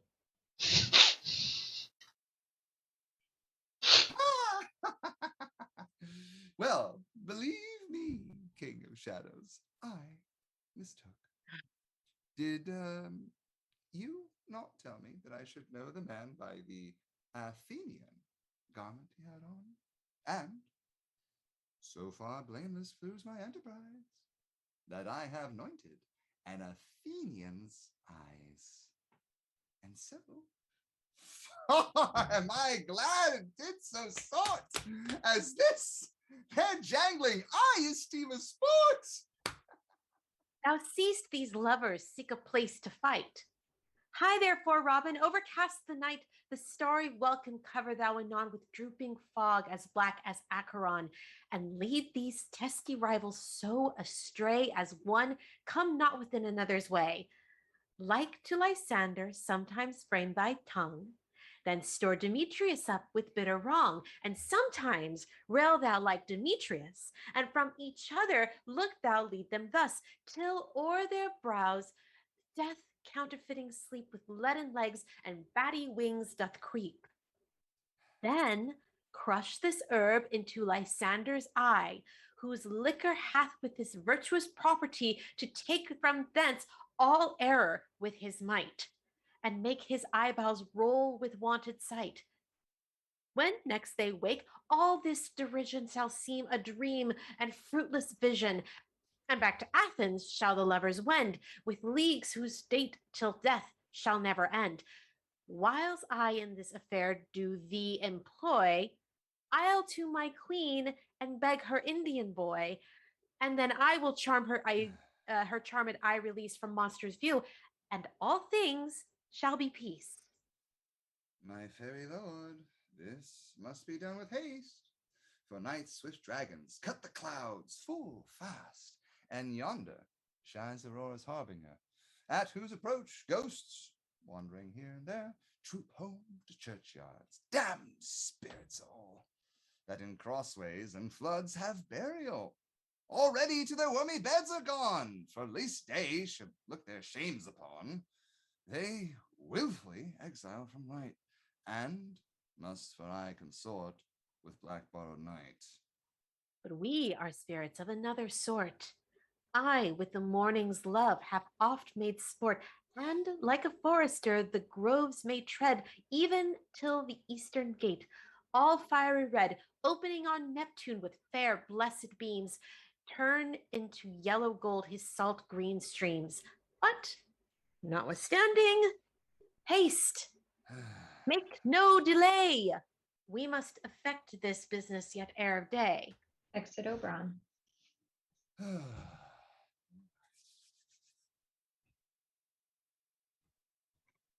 Up and down, up and down. I will lead them up and down. I am feared in field and town. Goblin, lead them up and down. Oh, here comes one. Re-enter Lysander. Where art thou, proud Demetrius? Speak thou now. Here, villain, drawn and ready. Where art thou? I will be with thee straight. Follow me then to plainer ground. Exit Lysander as following the voice. Re-enter Demetrius. Lysander, speak again. Thou runaway, thou coward. Art thou fled? Speak. In some bush? Where dost thou hide thy head? Thou coward, art thou bragging the stars, telling the bushes that thou look for wars, and wilt not come? Come, recant, come, thou child. I'll whip thee with a rod. He is defiled that draws sword on thee. Yeah, art thou there? Follow my voice. We'll try no manhood here. Exit. Re-enter Lysander. He goes before me and still dares me on. When I come where he calls, then he is gone. The villain is much lighter heeled than I. I followed fast, but faster he did fly. That fallen I am in dark, uneven way, and here will rest me. Lysander lies down. Come, thou gentle day, for if but once thou show me thy grey light, I'll find Demetrius and revenge this spite. He sleeps. Re-enter Puck and Demetrius. Ho, ho, ho, coward. Why comest thou not? Abide me if thou darest. For well I wot thou run'st before me, shifting every place, and darest not stand, nor look me in the face. Where art thou now? Come hither. I am here. Nay then, thou mockst me. Thou shalt buy this dear if I ever thy face by daylight see. No, go thy way. Faintness constraineth me to measure out my length on this cold bed. By day's approach, look to be visited. Lies down and sleeps. Re-enter Helena. Oh, weary night, oh, long and tedious night. Bate thy hour, shine comforts from the east, that I may back to Athens by daylight, from these that my poor company detest, and sleep, that sometimes shuts my up sorrow's eye, steal me a while from mine own company. Helena lies down and sleeps. Yet but three. Come one more. Two. Of both kinds make up the four. Here she comes, cursed and sad. Oh, Cupid is such a knavish lad. Thus to make poor females mad. Re-enter Hermia. Never so weary, never so in woe, bedabbled with dew, torn by briars. I can no further crawl, no further go. My legs keep no pace with my desires. Here I will rest, meet till the break of day. Heaven shield Lysander if they meet a fray. Hermia lies down and sleeps.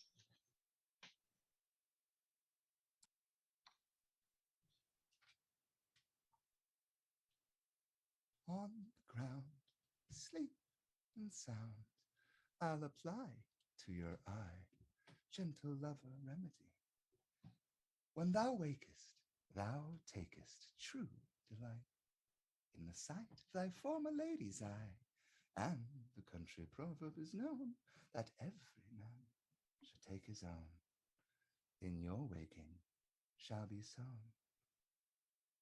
Jack shall have chill, naught shall go ill. The man shall have his mare again, and all shall be well. Woohoo! All right. Oh my god. Great job, everybody. Now, we're gonna give ourselves just a bit. Like some of our performers had to re-enter Zoom; their Zooms crashed. So with the adaptation, a couple of notes. One, obviously there was some insulting going on. I did not hold back in the adaptation. Think Real Housewives levels of insulting. So it's gonna get very mean. The other thing is, I decided that Demetrius was not gonna wake up and fall in love with Helena. I decided Demetrius was gonna wake up and fall in love with Lysander because that is 2021. That's an adaptation. This is kind of like I wanted to see what would happen. So Yeah, great. yeah, Helena will just go home alone. She'll just hit a jackpot and live happily ever after. yeah. There we go. Look at the bright side. All right.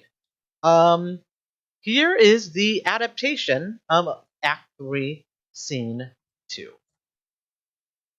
Act 3, Scene 2. Oberon is in his executive office.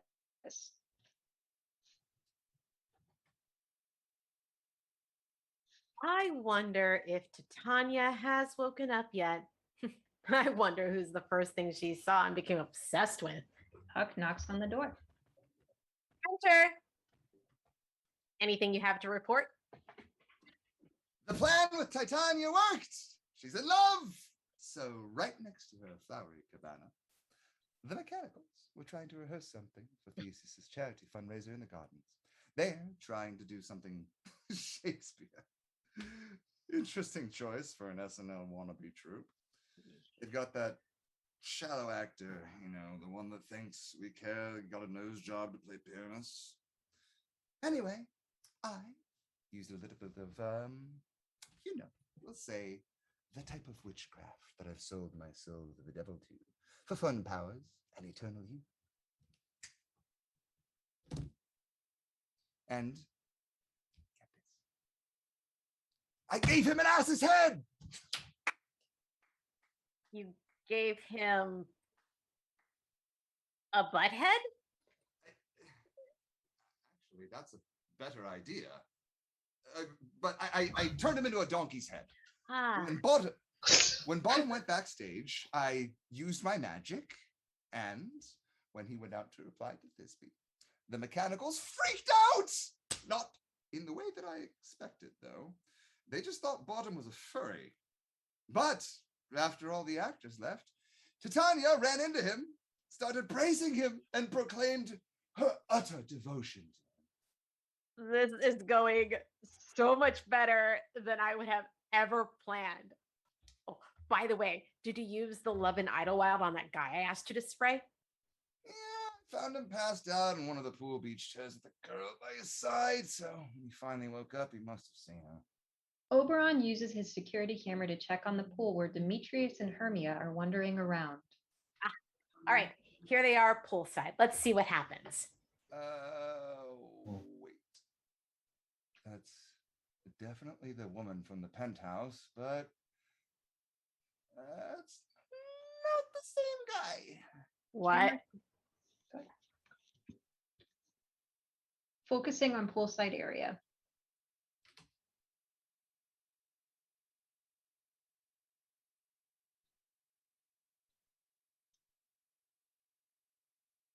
Demetrius, are you muted? Why do you have to be so mean to me? I'm not the enemy. Because I'm afraid that you're the type of person to kill Lysander in his sleep. When I least suspected, you're going to kill me off too, because I know Lysander would not have just up and left me. He is not that kind of boyfriend. I would sooner believe the moon crashed into the earth than he abandoned me. So, logically, that must mean you murdered him. You have this serial killer look. I can't help that I look like Jeffrey Dahmer. Yet you have repeatedly killed my vibe with utter cruelty. But it doesn't diminish how stunning you are. What does this have to do with Lysander? Where is he? Please just do me a favor, Demetrius, and find him for me. Okay? I would rather feed his corpse to my dogs. You are a dog and you're driving me crazy. Did you kill him, you inhumane asshole?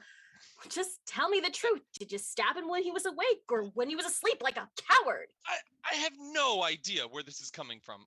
Would you just chill the fuck out? I did not kill Lysander. As far as I know, he's not even dead. And just tell me that he's all right. And if I do, what would I get out of it? The privilege of never having to deal with me ever again. Now I hate you. Go away. I'm going to find Lysander on my own. Hermia leaves the pool area, leaving Demetrius on his own. Okay, I can't be around her when she's like this. This is exhausting. Maybe I just need like a power nap and later she'll be in a better mood. Maybe I'll go for a swim after my snooze. Demetrius lies down on a poolside chair to take a nap. We return to Oberon and Puck in the executive office.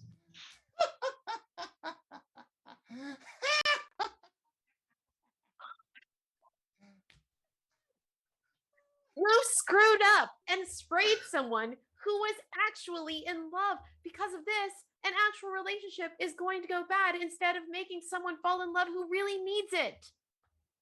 I guess then that's the way it was meant to be. If it's really true love, they'll find their way back to each other, right? I need you to find Helena Atherton right now. She is very depressed, and I don't want her to sue us for...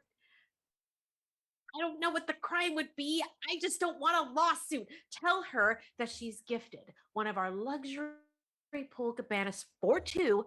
Come down to the pool, and hopefully she brings that Lysander guy with her. I'll fix this and spray him myself. Yes, going. I'm going right now. Swifter than an arrow from the Tartar's bow. What? Goes 3 faster than our tartar sauce from an all-you-can-eat buffet. Puck darts out immediately, and Oberon leaves his executive office. He heads towards the pool lounge chair where Demetrius is passed out. All right. If you want to do anything, you should do it yourself. Hopefully, this will fix things, and you'll fall for Helena. Helena Atherton. This is your subconscious speaking. You will find love with Helena Atherton. You will open your eyes and you will find her irresistible. Helena. Helena. Helena. Helena. Are you mocking me? Yes, no. Helena is almost here, and she had that guy with her. She was all over like chips and salsa. So how do we do this? Because, Lord, what fools these mortals be. It is your fault, not theirs. Fair, but this is amusing, like a soap opera. Let's face it. If they weren't interesting to watch on camera, we wouldn't be involved right now. Figure it out the right time to spray him. I can see them coming here. Let's step aside and look busy. So if we do this right, both of them will be into Helena. Oh, shit's about to go down! Lysander and Helena enter the outdoor pool area. Puck and Oberon move behind one of the cabanas to watch the scene from a distance. Helena, I swear to God, I'm not making fun of you. You think I'm condescending and I'm trying to give you compliments. I think about how much I love you and it brings me to tears, you know? Ugh. And I'm not the type of person to cry over anything, so I can't be making this up. I really do feel these great, big, overwhelming emotions when I think about you. You cannot confess those great big emotions for Hermia and then suddenly overnight have those same great big emotions for me. That is not how that works. So therefore, you have to be lying. You some kind of con artist, or you think I'm just really fucking stupid right now? Oh, wait, are you gonna just abandon Hermia right now despite all of your big gestures throughout your relationship? Because if you're going to do those with me, they will mean absolutely nothing. I wasn't mature enough to understand that when I was with her. Mature enough? Your balls just dropped and you want to be with me now? Huh? Is that it? But the fact of the matter is that Demetrius loves Hermia. He doesn't love you. Demetrius wakes up from the commotion, and the first person he sees is Lysander. Lysander. Whoa. I had no idea that you had that V shape to your torso. I did. And your shirt is, pretty tight, and it's a close fit to your body. I knew that. Oh, and your lips are so red, like a slightly plump cherries. Oh, and your hands have those veins that run up your forearms and into your sleeves. Stop and, describing. Okay. Are you fucking serious right now? Demetrius, I know you're all about Hermia, but then hitting on Lysander to prove the point that you aren't in love with me. You are both just rude. Just rude! If you were real men, you both wouldn't tease me as horribly as you do. Trying to make me out to be a 10 when you think that's also my IQ. Well, you must both hate me so much that you had to conspire to come up with this little plan of overpraising every single thing I do to the point of that it's embarrassing. For real, who talks like this? You do all the time. Oh yeah. And it took being in Vegas for me to understand that. And Demetrius, buddy, I know you absolutely love Hermia. So bros before So being a bro, I give up all my claims to Hermia so that you can have her, and I will take care of Helena. I still can't believe you're still going through with all of this. Lysander, about Hermia. Whatever, right? Like you said, bros before. Listen, I want to be your bro. Yeah, I had those feelings for Hermia before, but that's all they were. Feelings. You and I, we have something more than that. You wanted to smash my face. Yeah, I wanted to smash your face with my big throat. Dude. Now go on. Hermia arrived in the pool area looking fatigued, stumbling onto the walkway and almost tripping on her high heels. She sits on a pool chair to take them off. Jeez, Louboutins make everything extra, including extra exhausted. Lysander, I'm so glad you're here. My phone ran out of charge and you don't have a GPS tracker, so it took me forever just to find you. Why did you leave here without telling me? There was something else that I love to do. What did you love so much that you left me here alone? I had to go find Helena. I realized in my time here in Vegas how much more passionate she is when it comes to expressing herself, how much more devoted, and she deserves someone who can equally devote himself to her. And if you knew that I had up and left you, why didn't you take the hint? Hint of what? I mean, you want to leave me. Oh, you have got to be fucking kidding me. Hermia, you're part of this too? This whole weekend is about, let's see who can emotionally score Helena the most. And you, Hermia, you, who I've treated as one of my BFFs, sharing the same tequila body shot off that stripper, camping outside that warehouse for that sample sale, duetting off this same TikTok trend. We were inseparable. And you're going to throw all of that away to join two boys in their mockery of me? Whatever happened to sisters before misters, bro? I am absolutely not making fun of you or insulting you, but I do feel insulted that it was your first presumption of me. Oh, go on. Don't tell me that it's not your idea to have Lysander overpraise my eyes and my skin like some kind of Hannibal Lecter, and then persuade Demetrius, who you know I had feelings for, to start hitting on Lysander so that the three of you become what, like some kind of threesome, leaving me conveniently out and feeling more alone and miserable than I already am? Great. We already know that Demetrius loves you, so there's no point in denying that. Lysander is already yours, so if he's doing this out of pity, this is so much worse than I could have ever imagined. I have no idea what you're talking about. Fine, be that way. Just keep up the game and maybe someone will make a LARP out of it. But if you had any decency in you, you would stop to pretend to fight over me. Look, I get that it's my fault since I'm the one that's stowed away in Demetrius's trunk. Kinda, So, yeah, whatever. So goodbye to this company. I'll be floating in the Hudson with the other garbage. Helena, just hear me out.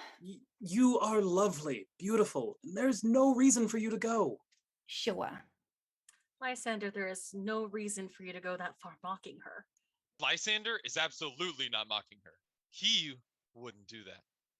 He's perfect.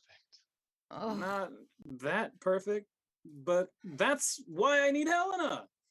She completes me. Helena, I'll give my life for you, and I'll prove Hermia false if she claims that I ever liked her more than how I like you. But bro, I love you more than any of these girls. But I don't have those feelings for you, Demetrius. I challenge you to a wrestling match. And Lysander, and if I win, you have to go on a date with me. Okay. And if I win, then Helena and I go on a date. You're on. Why are you doing this, Lysander? Get away from me, Walmart. Look, Lysander's just being mean to you, so you have an out to reject him.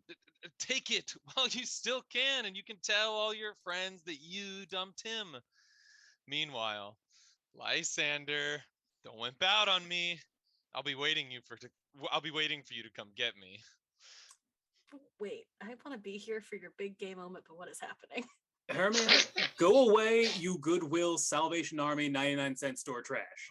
Okay, first of all, those are quality stores. Second of all, why are you acting so nasty to me? Did something happen to you? Boo. Boo? Just leave my sight. Your presence physically disgusts me. Are you for real? Obviously not. Don't pretend you don't know about all this.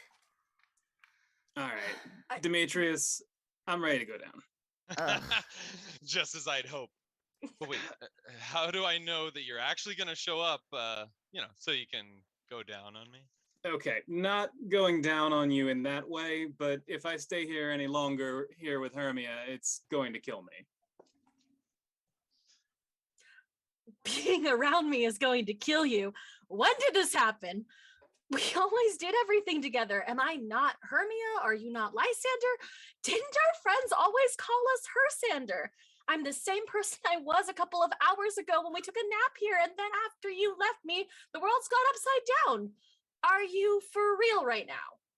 I swear to God that I am for real. And I don't know how else to convince you or be more realer than I am. So let me just tell you plainly. I like Helena, and I hate you. Helena, you bitch! What did you do to my man?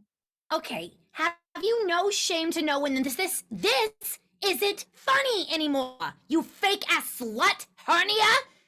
You insignificant yapping chihuahua! Chihuahua! Oh, I see where this is going. You lured your hide over me because you got to walk down LA Fashion Week because you knew somebody. And you said that one time, a short girl that's a 4 with plus only 4 good angles equals an Instagram model 8. Don't for a second think I ever forgot that moment, you stripper pole. You might be high and mighty, but punching in the pussy is not beneath me. Okay, well, guys, I am legit scared right now because even if you all want to tease me, please just don't let her hurt me. I'm pretty shy and not that good with insulting people, and so just keep that in mind. And just because I'm taller does not mean that I can beat her down. It's the height thing she's doing again. What? I'm tall, bitch! What? Hermia, look, we are friends.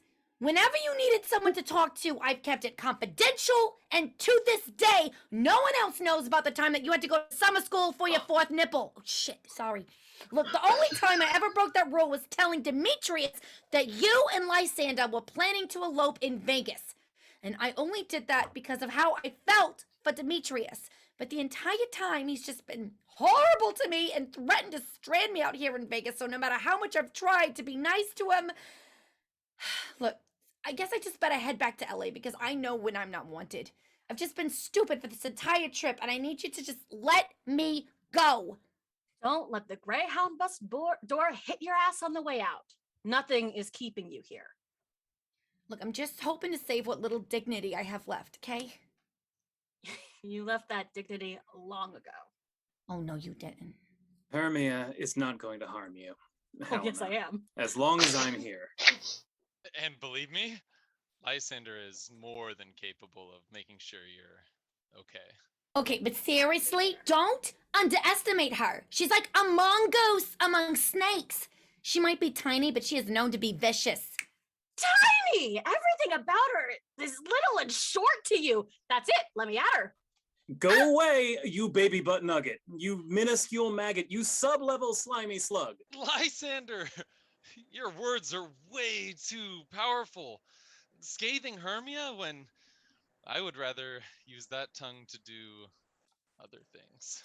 Just leave her alone. You gain nothing from bad-mouthing her. You're right. I can't make someone out of nothing. Right. Are you ready for that wrestling match? Follow me if you're brave enough. Oh, I'd follow you anywhere. Demetrius and Lysander quickly run off to find a place to wrestle, leaving Hermia and Helena alone. You are utter chaos. All this drama is because of you. Yeah, you remember the time when they just said that they were going to protect me from you, and now they just kind of walk off? Yeah, fuck this shit. I do not trust you, and I don't want to be here. And while you might be squat and vicious, I have two advantages over you. Yeah, you heard me. Uh-huh. Both of my lanes to walk away. Bye. Runway walk, exit left. Helena runway struts away from the pool towards the hotel. Hernia! I cannot believe it takes 15 minutes for my world to fall apart. I need a drink and a slot machine. Hermia walks in the opposite direction towards the casino. Oberon and Puck stop flying once the group has dispersed. You know this is all your fault. This is one of several mistakes that you've made. And are you laughing right No, most important CEO. I did make a mistake.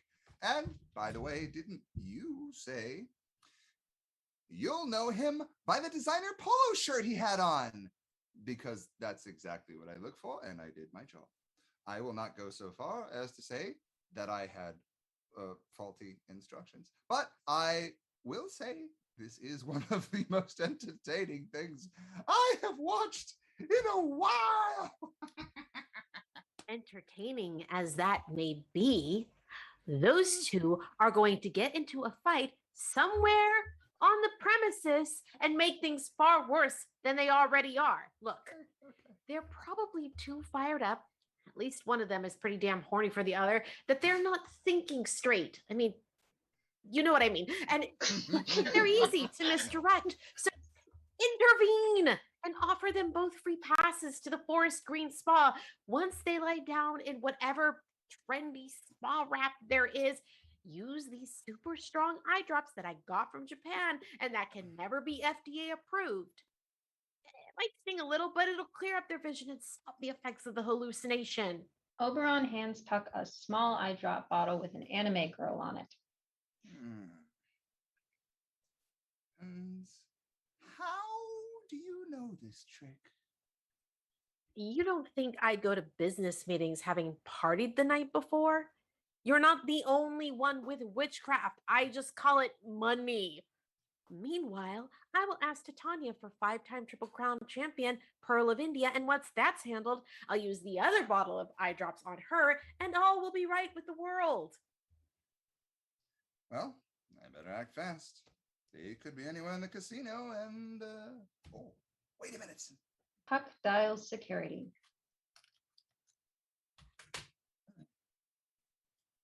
Security? Security! Have you seen a pair of guys in designer polo shirts? Huh. Oh, that describes at least 10 different pairs in the casino. I don't have a better description. Thanks anyway. Puck hangs up. Well, that didn't help. We'll need to get this handled before nighttime happens. As long as you can take care of it, there's no deadline. Just so long as it all happens by tomorrow morning. Yes, but the spa closes at midnight and it's almost 11. Then you better get to it. I expect good news. Oberon leaves and Puck is all alone. All right. I don't have all day for this. Time to use a summoning spell.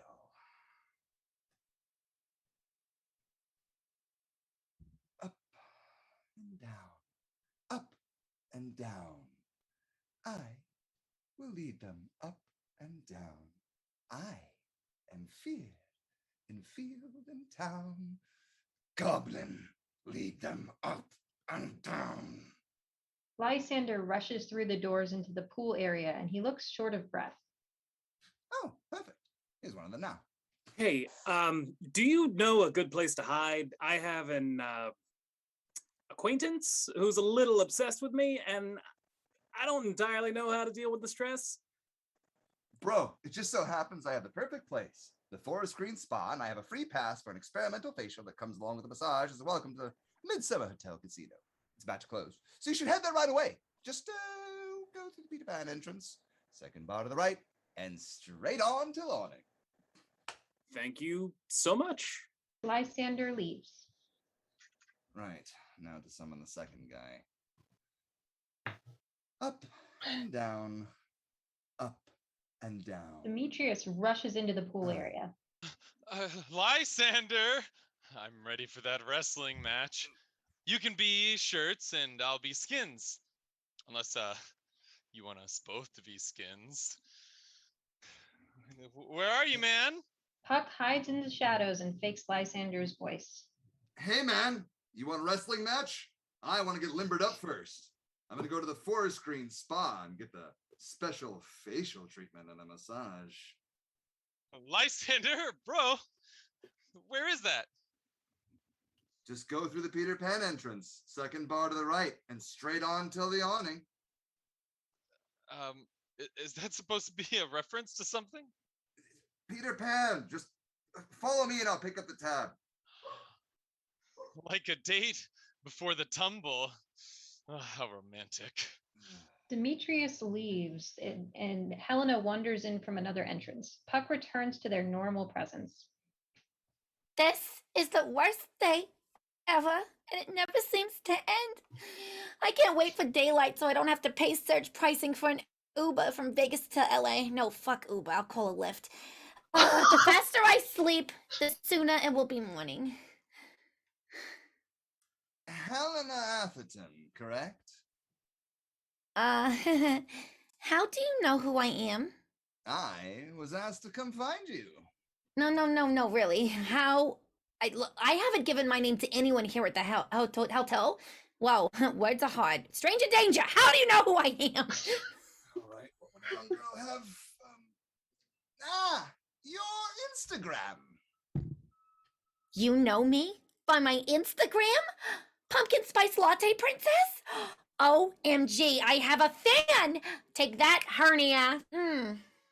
Anyways, because you are such a high-profile influencer, we want to invite you to use our Forest Green Spa and go in for a massage and a special facial treatment.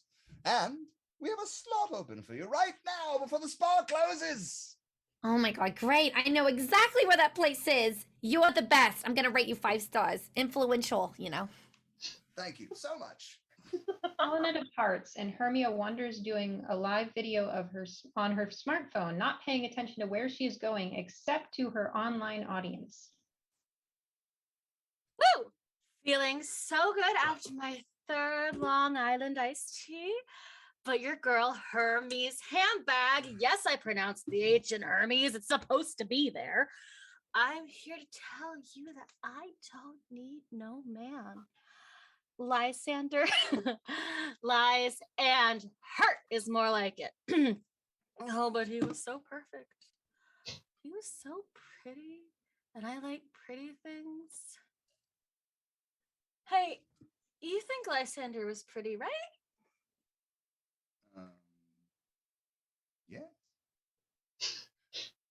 By the way, there was a man by that name that went to the Forest Green Spa a few minutes ago. Did you hear that, internet? fate has intervened. We are going to head right there, right now, and confront that man-child. Before you do that, let's get you another drink. Hell yeah. More drinks, because I'm queen bitch of the Midsummer Night Hotel and Casino. Yeah. And once she passes out on the massage table, all will be well. Everything will be fine. Everything will be back to normal. Then I will have a drink.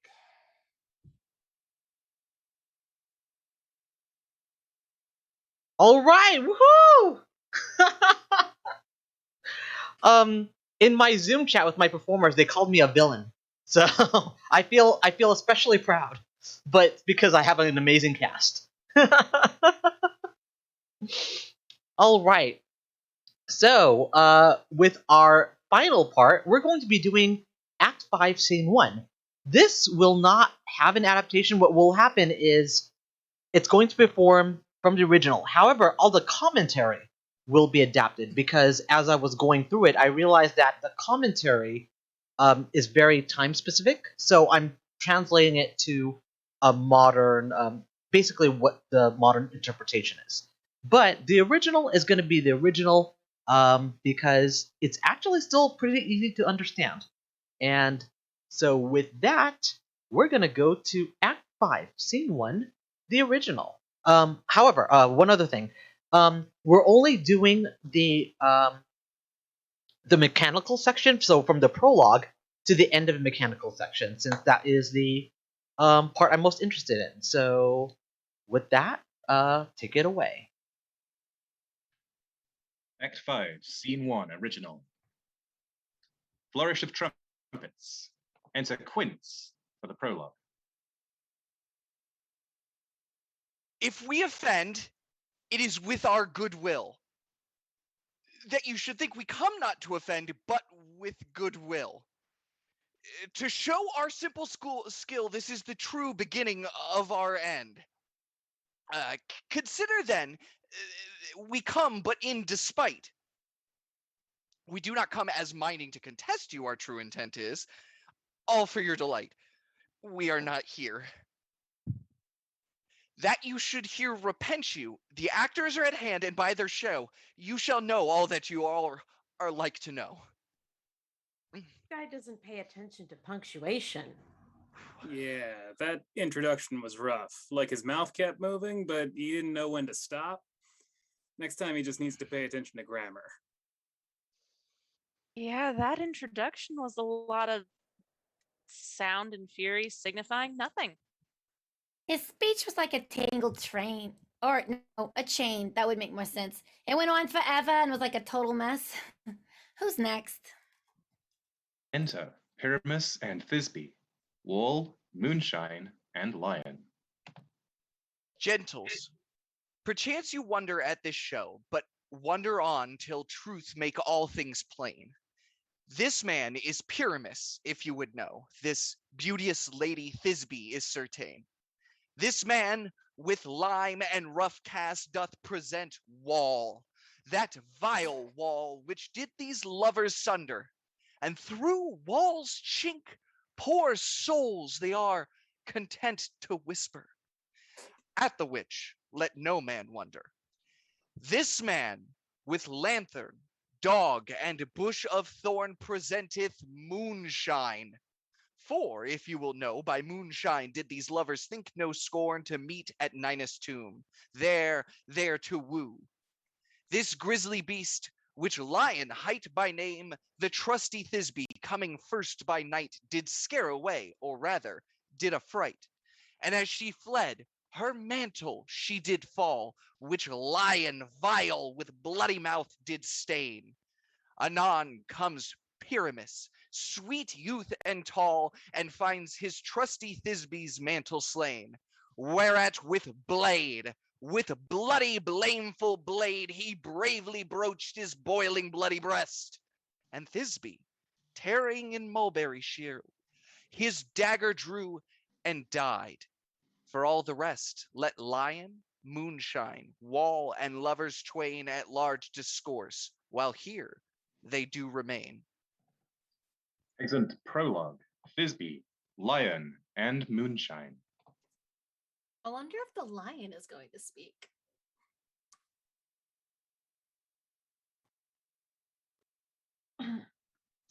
Sure, if these asses can speak, why can't a lion? In this same interlude, it doth befall that I, one Snout by name, present a wall. And such as a wall as I would have you think that had in it a crannied hole or chink. Through which the lovers, Pyramus and Thisbe, did whisper often very secretly, this loam, this rough cast, and this stone doth show that I am the same wall. The truth is so.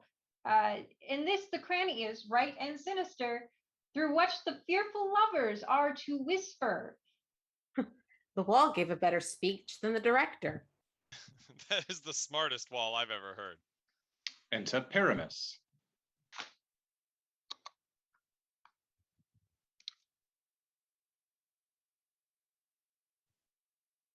Pyramus is approaching the wall. Silence. Oh, grim looked night. Oh, night with you so black. Oh, night which ever art when day is not. Oh, night. Oh, night. Alack, alack, alack. Oh, I fear my Thisbe's promise is forgot. Oh, and thou, oh, wall, oh, sweet, oh, lovely wall, that standest between her father's ground and mine, thou wall, oh, sweet and lovely wall, show me thy chink to blink through with mine eyen. Wall holds up his fingers. Thanks, courteous wall. Jove shield thee well for this. But what see I? No Thisbe do I see.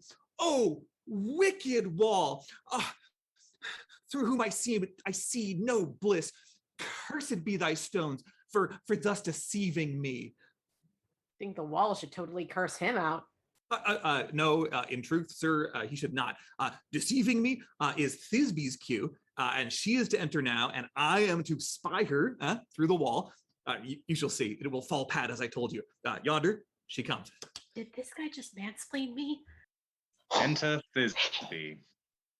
O wall, full often hast thou heard my moans for parting my fair Pyramus and me.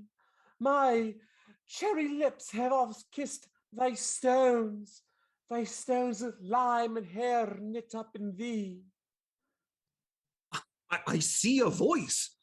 Now will I to the chink to spy, and I can hear my Thisbe's face. Thisbe! My love, thou art my love, I think. Think what thou will. I am thy lover's grace, and like Lymander, am I trusty still? And I, like Helen, to the fates me kill.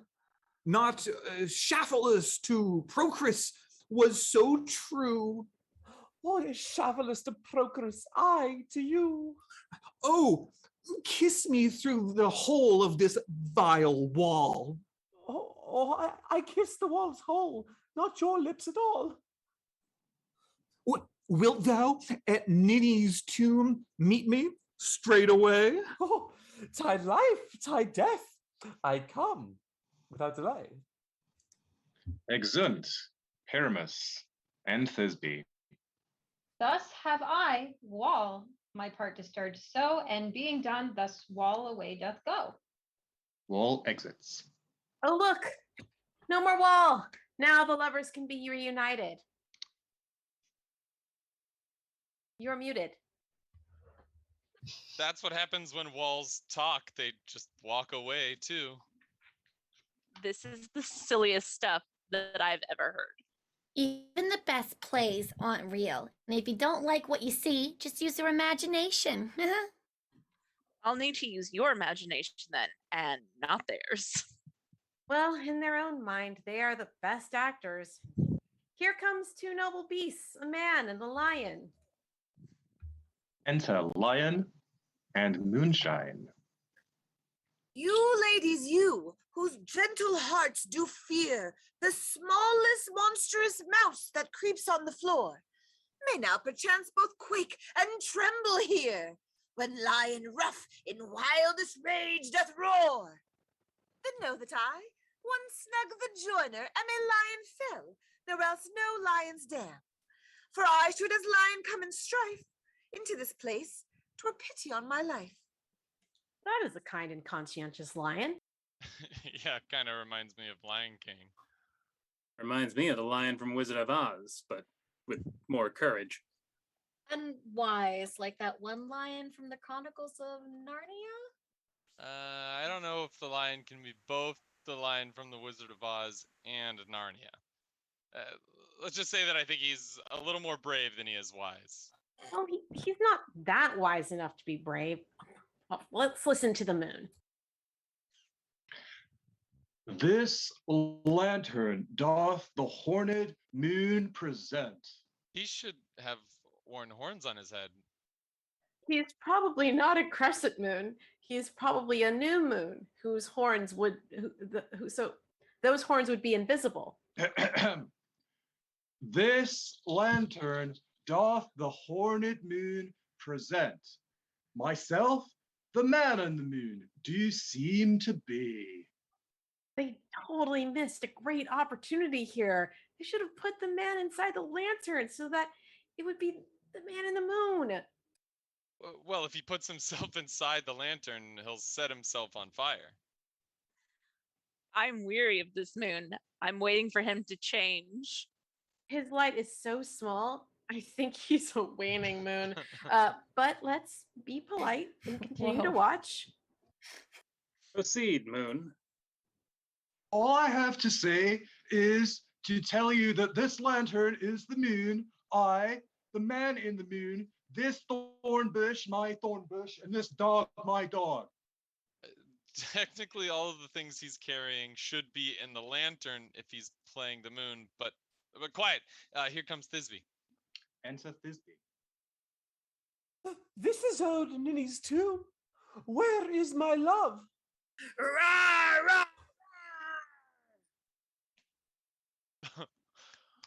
Thisbe runs off. Well roared, lion. Well run, Thisbe. Well shown, Moon. Very good shine there. The lion shakes Thisbe's mantle and exits. Good shaking of that veil, lion. And then comes Pyramus. And the lion vanished. Sweet moon, I thank thee for thy sunny beams. I thank thee, moon, for shining now so bright. For by thy gracious, golden, glittering gleams, I trust to take of truest Thisbe sight. But stay, oh spite, oh mark, poor knight, what dreadful dole is here? Eyes, do you see? How can it be? Oh dainty duck, oh dear, thy mantle, good, what, stained with blood?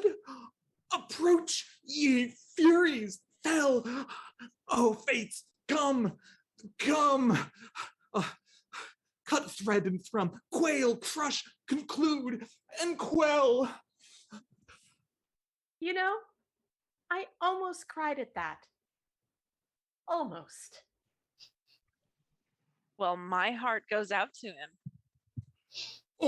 Oh, wherefore, nature, didst thou lions frame, since lion vile hath here deflowered, my dear, which is, which was the fairest dame that lived, that loved, that liked, that looked with cheer. Come, tears, confound, out, sword, and wound the pap of Pyramus, I, that left pap, where heart doth hop. Thus die I, thus. Now I am dead. Now am I fled? My soul is in the sky. Tongue, lose thy light. Moon, take thy flight. Exit moonshine. Now, die, die, die, die, die. Oh. For a moment, he kept saying die that I thought he was rolling dice. It's not even one die. He's dead, so it's no dice. With the help of a surgeon, he might recover and become an ass again. What do you think will happen if Moonshine is gone before Thisbe comes back to find her lover? She will find him by starlight. Oh, here she comes, and her passion ends the play. Re-enter Thisbe. I hope her speech and grief for Pyramus will be brief. This will tell us who's the better actor, Pyramus or Thisbe. Oh, shh. She's already seen him with her sweet eyes. All right, here we go. Asleep, my love? What? Dead? My dove? Oh, Pyramus, arise! Speak! Speak! Quite dumb? Dead, dead! A tomb must cover thy sweet eyes. These my lips, this cherry nose, these yellow cowslip cheeks are gone, are gone. Lovers make moan. His eyes were green as leeks. Oh, sisters three, come, come to me. With hands as pale as milk, lay them in gore, since you have shore with shears as thread of silk. Tongue not a word. Come, trusty sword, come, blade my breast imbue. Oh! Oh, and farewell, friends. Thus, Thisbe ends. Adieu. Adieu. Adieu. Moonshine and Lion are left to bury the dead. Hi, and Wall too. No, assure you, a wall is down that parted their fathers. Will it please you to see the epilogue or to hear a Bergamask dance between two of our company? No, epilogue, please. For your play leads no explanation for an ending. When everybody's already dead, there's not that much more to say. I mean, if the playwright wrote that Pyramus hanged himself using Thisbe's garter, it would have been a very fine tragedy indeed. But now that your play is done, let's see your Bergamask, the awkward clown dance. An awkward clown dance ensues. All right. Yay! Everybody come back on. So, Ryan, I may have called you a villain earlier, but it's only because of shit like this. Listen, I didn't know until I had to research what a Bergamask was, that it is literally an awkward clown dance. Yes, it is. That's what that is. I'm like, oh, okay. So, awkward clown dancing with everybody. Is there any other way to dance when you are a clown? I mean, I can't answer that. I was gonna say, I was getting texts this whole time saying, "You're being so mean." Thanks, Ryan. Thank you. You're welcome. You were playing your parts very, very well. Let's first of all, thank you for watching the thank you for watching this adaptation and these wonderful performers. Let's go around the room. Where can people find you on the internet? And if you have a favorite part of tonight, let us know what it is. I'm going to start off with Aki.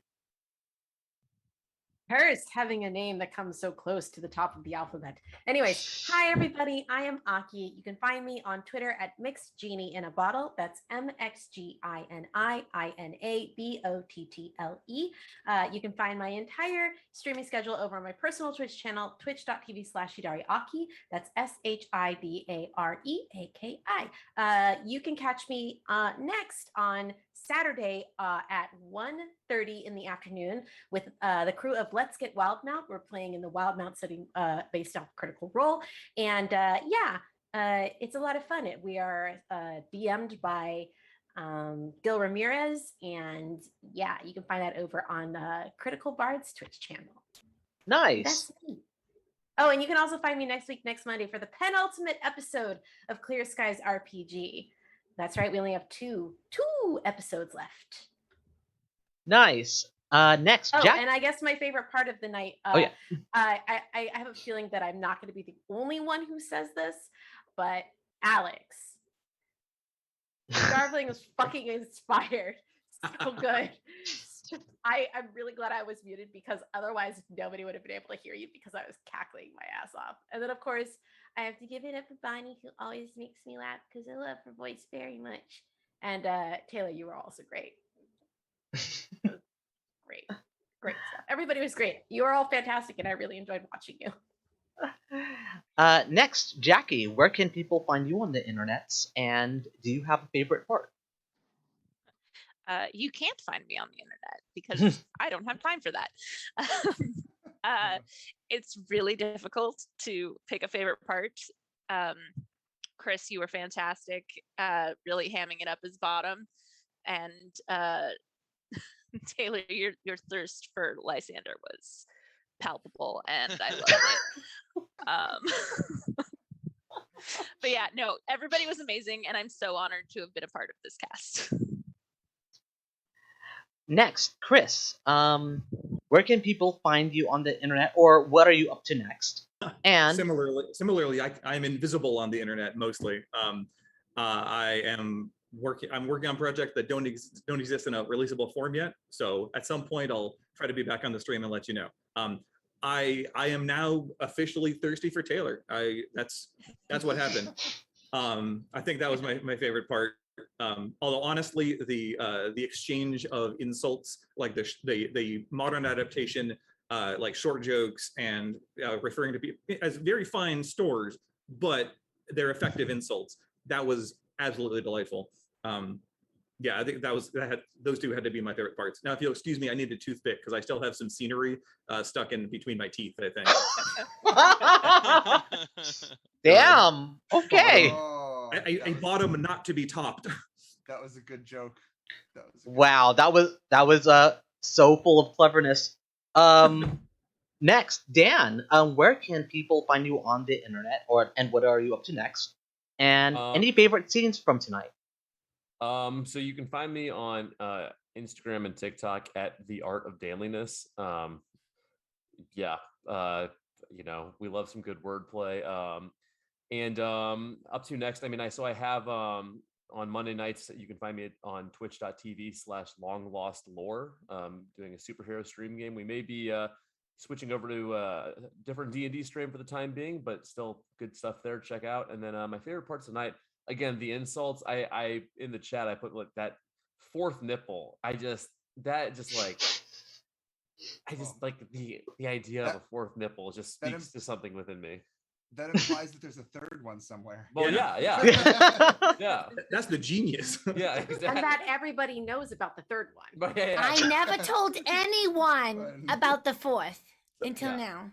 Like, So- but did she tell someone about the third nipple, but not the fourth? third one's fair game. Third one Yeah. was common knowledge. Look, we all were in the locker rooms. It was just there. The fourth one's a little hidden away. A third nipple is fun. Fourth nipple. You don't want to know. Oh my goodness, thank you. Wait, isn't she your girlfriend? Wouldn't you know? Right. Yes. Certainly. Look, that's when how he hidden says it he's is. a boob guy, he's not kidding. All right, I'm done. I'm gonna turn off. Wow. Oh. Wow. Anyway. Next. Next, we go to Max. Max, where can they find you on the internet? What are you up Yeah. to next? And favorite part of tonight? Sure, yeah. So you can find me on Twitch at SeussMD. I stream every Wednesday night. We do that basically a LARP using Stellaris as their system. It's a blast. We've got a great crew of people that all voice mod themselves and play ridiculous empires that commit massive amounts of war crimes. It's fantastic.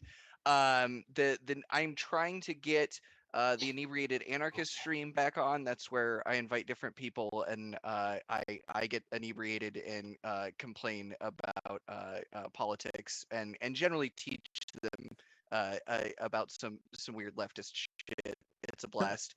So look out for that coming back online on my channel SeussMD on Twitch, and then you can find me and follow me for more information on that stuff on Twitter at Anson Dad Punk. That's like anarcho-syndicalist and dad who is a punk.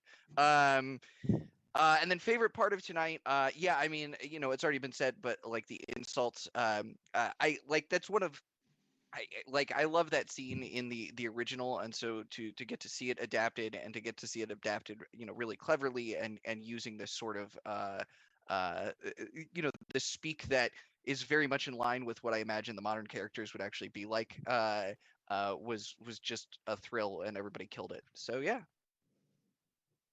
All right. Next, Avon, where can people find you on the internet? What are you up to next? And favorite part of tonight, if any? Well, people can find me on the internet pretty easy. I am Bard of many things everywhere except Twitter, where there's not enough characters, because then I'm just Bard of many. You can also follow Mentha Designs if you just want to see my board game stuff. I have a game called Prosperity. We actually just got big news. We're getting the first manufactured copy in the next few weeks, so that's a big milestone for the game. Congrats, Avon! Congratulations! That's where we look at the game and see if there's any mistakes. one less chance. And Cantankerous Cats, you can look for that one too. They're both Google searchable. We did a good job with our SEO. Favorite part of tonight was just like, honestly, this is gonna sound real lame and like a cop out, but just being a part of it with everybody was so wonderful. There are so many good moments. It's also hard to pick a favorite scene because the adaptations were real good. But I think I think I cackled the most at the lovers stuff, not just because I had to, because I was Puck, but a lot of that was real. And yeah, like the mechanicals and the levers, all those exchanges, everybody was just doing such a good job selling all of those like really big personalities, and seeing them clash was wonderful. It was like really good fun. I forgot how much fun this show was until I performed it with y'all and just watched you. Aww. So thank you very much. It was my little theater heart's bleeding happy right now. Aw. Next, Clara, where can people find you on the internet? What are you up to next? And favorite part tonight, if anything? Hi, I'm Clara. You can find me all over the internet as clearly_golden, unless you're into mermaids, in which case mermaid_clarity. Every Monday, I'm playing over at Happy Jack's RPG podcast, where we're doing Traveler 2.0. This session, we're almost, we're ending our first round of Traveler Yuma Station in the next 2-3 weeks. Ooh. And then we're starting right up again with another Traveler game, this time led by Jason Mills of It's Probably Okay Games. Still on Mondays. And then on Sundays, I will be playing Demigods on It's Probably Okay Games Twitch channel. Demigods is a Powered by the Apocalypse game by Jason Mills, where it's basically Scion, but cooler. I can say that. I can't. But absolutely can't say that because I also played Demigods for quite some time. Yeah, and Jason is fucking awesome. Jason's amazing. But yeah, you should stay tuned for that because that'll be fun. I think that's it. I'm gonna go now. Next, Taylor, what are you up to next? Where can people find you on the internet, if at all possible? And favorite part of tonight? easiest way to find me is probably Instagram. It's Frost, FROSTTEA.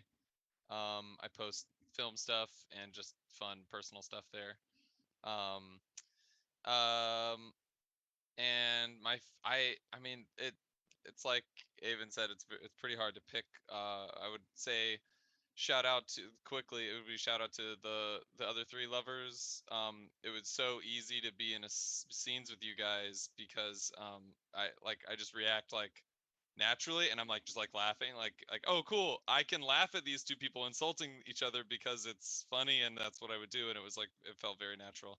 And Avon, I really enjoyed like your use of the space and levels. Like I was like really, I don't know, like admiring and enjoying that. And then Chris and Max, your back and forth, and like the frustration from Max, and then Chris, like your dial. It was great. I was really enjoying so many parts, guys. Yeah. All right, Alexis. Where can people find you on the internet? What are you up to next? And favorite part of tonight, if anything? I'm currently rebuilding all of my illustration websites, so you can't really find me. My favorite part was not knowing I was reading the stage directions for that lovers scene and hearing it aloud for the first time and deeply struggling to not laugh through those directions. Everybody did an amazing job. That was a lot of fun. And then you can find me next at Wasteland Weekend. All right, Ariel. Where can people find you on the internet? What are you up to next? And favorite part tonight, if anything? Ariel Staley. I'm also on Instagram. The Geeky Dreamer is my cosplay page. I do post some other stuff, not a lot of cosplay going on currently, but that's my other page. Next, I'm going to be doing, there's a group called Zooming the Movies, and they basically take like actual scripts, movies and do a Zoom reading, much like this, but to movies. So it's going to be Sleepless in Seattle. That's going to be at the end of September. And yeah. Oh, my favorite part. It's really tough. I mean, yeah, all the adaptation parts were just hilarious to listen to. I have to give it up to Puck. I thought he was. Hold on, He was really just always. Oh. I'm sorry, Avon. Hold on, just a moment. Like it sounds like Hold on. Sorry, I'm just double checking. Like you are talking, but there's a lot of like stuttering, and I think that might be coming from my end. I might be at. I'm hearing it as well. There's a ton of static coming through. Yeah, same. Oh, really? Yeah. Sorry. No, it's not you. I think I think I might have overloaded my my streaming computers with so much stuff is happening, and it's like I hate you. No, but we're hearing it through Zoom too, and Zoom's not running. Yeah, it's a Zoom. It might possibly be Ariel's mic just got real funky. Okay. I don't think it's you. Or her connection to Zoom might be missing. I think it's probably that our internet might have cut out. Oh, okay. Ariel is too powerful for Zoom. Yeah, that's got to be it. Yeah, clearly.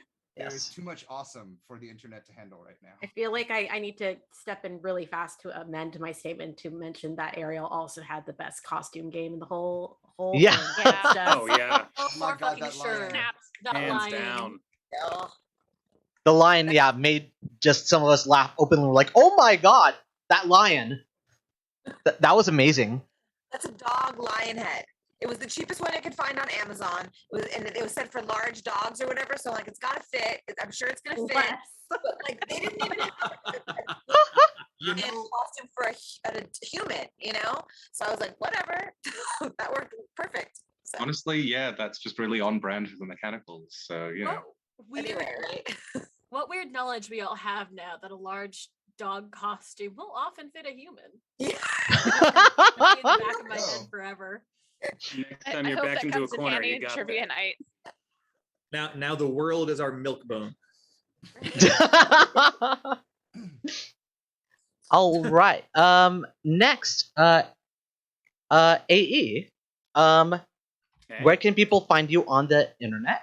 What are you up to next? And favorite part tonight, if anything? Well, I'm so glad you asked. Real quick, I want to give a shout out to my dog Rusty, who was unconscious for the whole first part of this, and then 10 seconds before my first line, decided to wake up and not leave my lap. so my range of motion was greatly limited. But yeah, you can find me. I'm on all the social medias as at Dungeons, the letter N Daleks, so Dungeons and Daleks. And you can check out my website ofdistantlands.com, where you can check out my podcast, Cinappraisal, pick up a copy of my book, Distant Lands of Sand and the Men Who Died There, and check out my short films. Why not, while you're there? And as for what I'm going to be doing next, I'm actually getting ready to launch a Kickstarter to turn my book into a full cast holophonic audio adventure. Whoa! And, yeah. And I'm excited to announce. Explain holophonic. Okay, so basically, you'll just put on like a regular set of headphones and close your eyes, and the sound design will put you in 3-dimensional space within every scene. Dope. Yeah. Oh. Yeah. Oh, hell So, yeah. yeah, keep an eye on the social medias for when that launches. It should be in the next week or so. And I'm excited because we actually have Resident Evil Village's own Bella Dimitrescu. Becca Pruitt is going to be playing opposite me as the female lead. Amazing! Holy The crap! step on me energy will be real. Oh, so real. No, she's great. She's been in 2 of my short films. So yeah, she's awesome. Oh my gosh, that's incredible. Wow. I want to be part of your world. Yeah. Thank you. We owe Feeling lined off, Ariel? How dare you, Chris? But That's- yeah, that's a good point. Yeah, check out the book, or if you can, and you see the posts about the Kickstarter, like and share and subscribe and all the things. And if you can, chuck us some cash. It's going to be cool. I've been describing it as it's Indiana Jones meets Anthony Bourdain. So if you like either of those things or both of those things, join me. As for my favorite parts of the night, I have to give it to honestly Aki and Avon. Like, you guys were great. Like, I think Aki, you did a lot of really cool stuff with what you had, and Avon, you just kind of stole the whole show. It was kind of unfair. No, like that was just y'all. That was you just the lovers and the mechanicals. No, they you nailed just let it. puck flow through you. Yep. Thank So- you. That means a lot because y'all were amazing. Thank you. Alex, where can people find you on the internet? What are you up to next? And favorite part tonight? Well, I'm glad you asked, Ryan. I am at All Puns and Games on Twitter, where you can listen to me make terrible puns and talk about various games I am in. My favorite part of tonight, I went out of my way to avoid like hearing as much of like the lovers scenes as possible because I didn't want to be spoiled on the night, which is difficult because I live with AE. So, but it was a real treat, and especially the back and forth between Bonnie and Clara was amazing. You guys nailed it. What am I doing next? Well, I'll be at Twin Mask, I guess. You guys can come and hang out with me there. Yeah, I Twin play Mask. one of about 4 Eerie. We're really chill. We're actually like the token, like not evil nation. So come and be friends with us. Wait. Wait, Those do you need exist? more? Because Okay, I haven't wait. finished making my Hold character on. yet. Hold on just a second. Fairly certain that doesn't exist. No, it's true. We legitimately can't do evil. Otherwise, our gods will make us disappear. Alex is too much of a soft boy to be evil.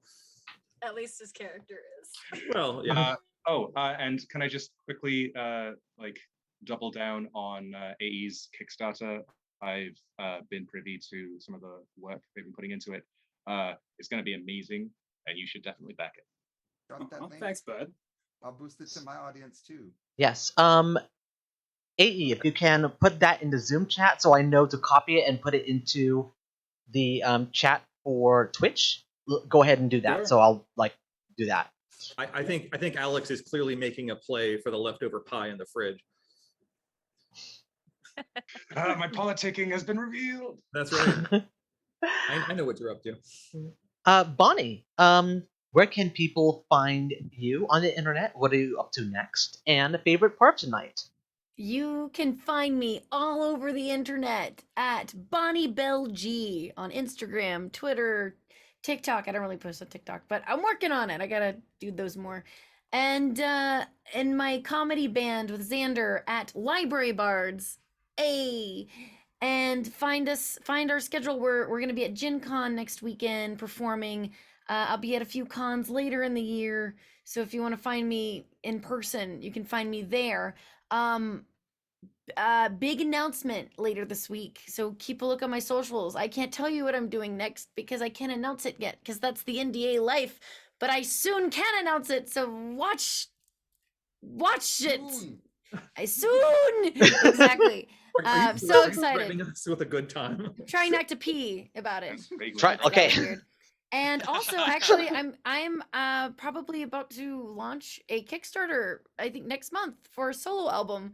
So keep your eyes out for that too. It's gonna be a lot of fun. And my favorite part about tonight was, we've gone on and on about how everyone was just like so funny and really nailed their parts, which obviously is so true. But also, it was just cool to do this with people that yes, I know and I recognize and I never get to really hang out with very much. And also new people that I've never met before, but now I feel like, oh, we're totally gonna be friends now. And we'll be like, hey, remember that time we went to Vegas? And went to that spa and like just got wasted? Yeah, that's what I'm hoping for anyway. Remember within But 5 minutes of meeting you, I threatened to punch you in the vagina. yeah, it's fine. I called you a hernia, so it's all It's good. fine. We're even. We're good now. We're good now. We're so great. Yeah, your fourth nipple's fine. No one knows about it. But no, seriously, I'm so grateful to have been able to do this. It was so much fun to stretch the Shakespeare muscles and to do it with people that I admire and people that I've gotten to meet for the first time that are all incredible. It was such a fun time to watch. Like the whole time, I was just like, I wish I had popcorn. Just I had imaginary popcorn. I forgot the popcorn. I was using prop food. You were using prop corn? Oh, there's a reason why he's bottom. Bye. Get out. I mean, He's still an ass. He's still an Yeah. ass. That was so corny. Vote from the server. He's getting in on Alex's turf with the puns and games now. I don't know. Yeah. Sounds like a problem. Lysander? How could you? Clara, did we do you already or not yet? You already did me. I just Yeah. like, turned off my camera and turned it back I on. was like, did Shame. I miss anybody? Because I know things have been moved around. No, I don't think I have. Everybody's been gotten. Yeah, let's see. Is there? Yeah, everyone's gone. Okay, so Your turn. so my turn. Hi.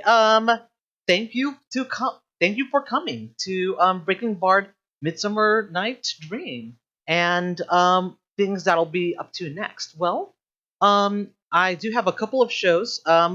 One of them is the return of Purgatory Cafe season 2.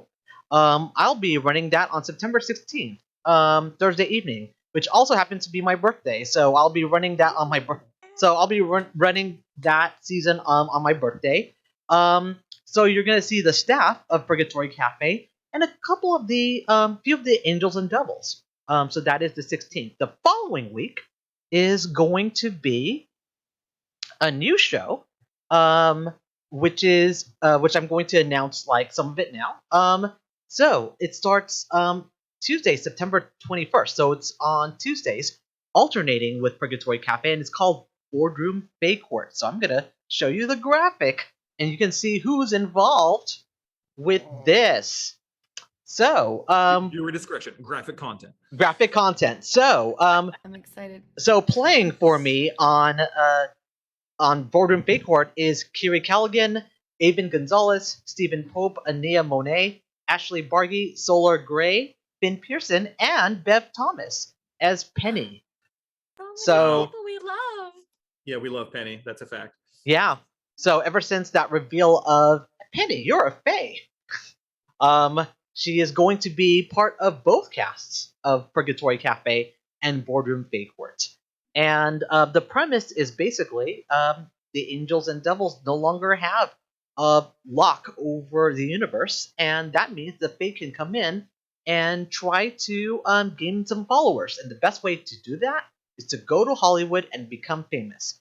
How they do that is completely up to them. It is a LARP that is going to be very similar to Purgatory Cafe. It's the premiere, and I'm so excited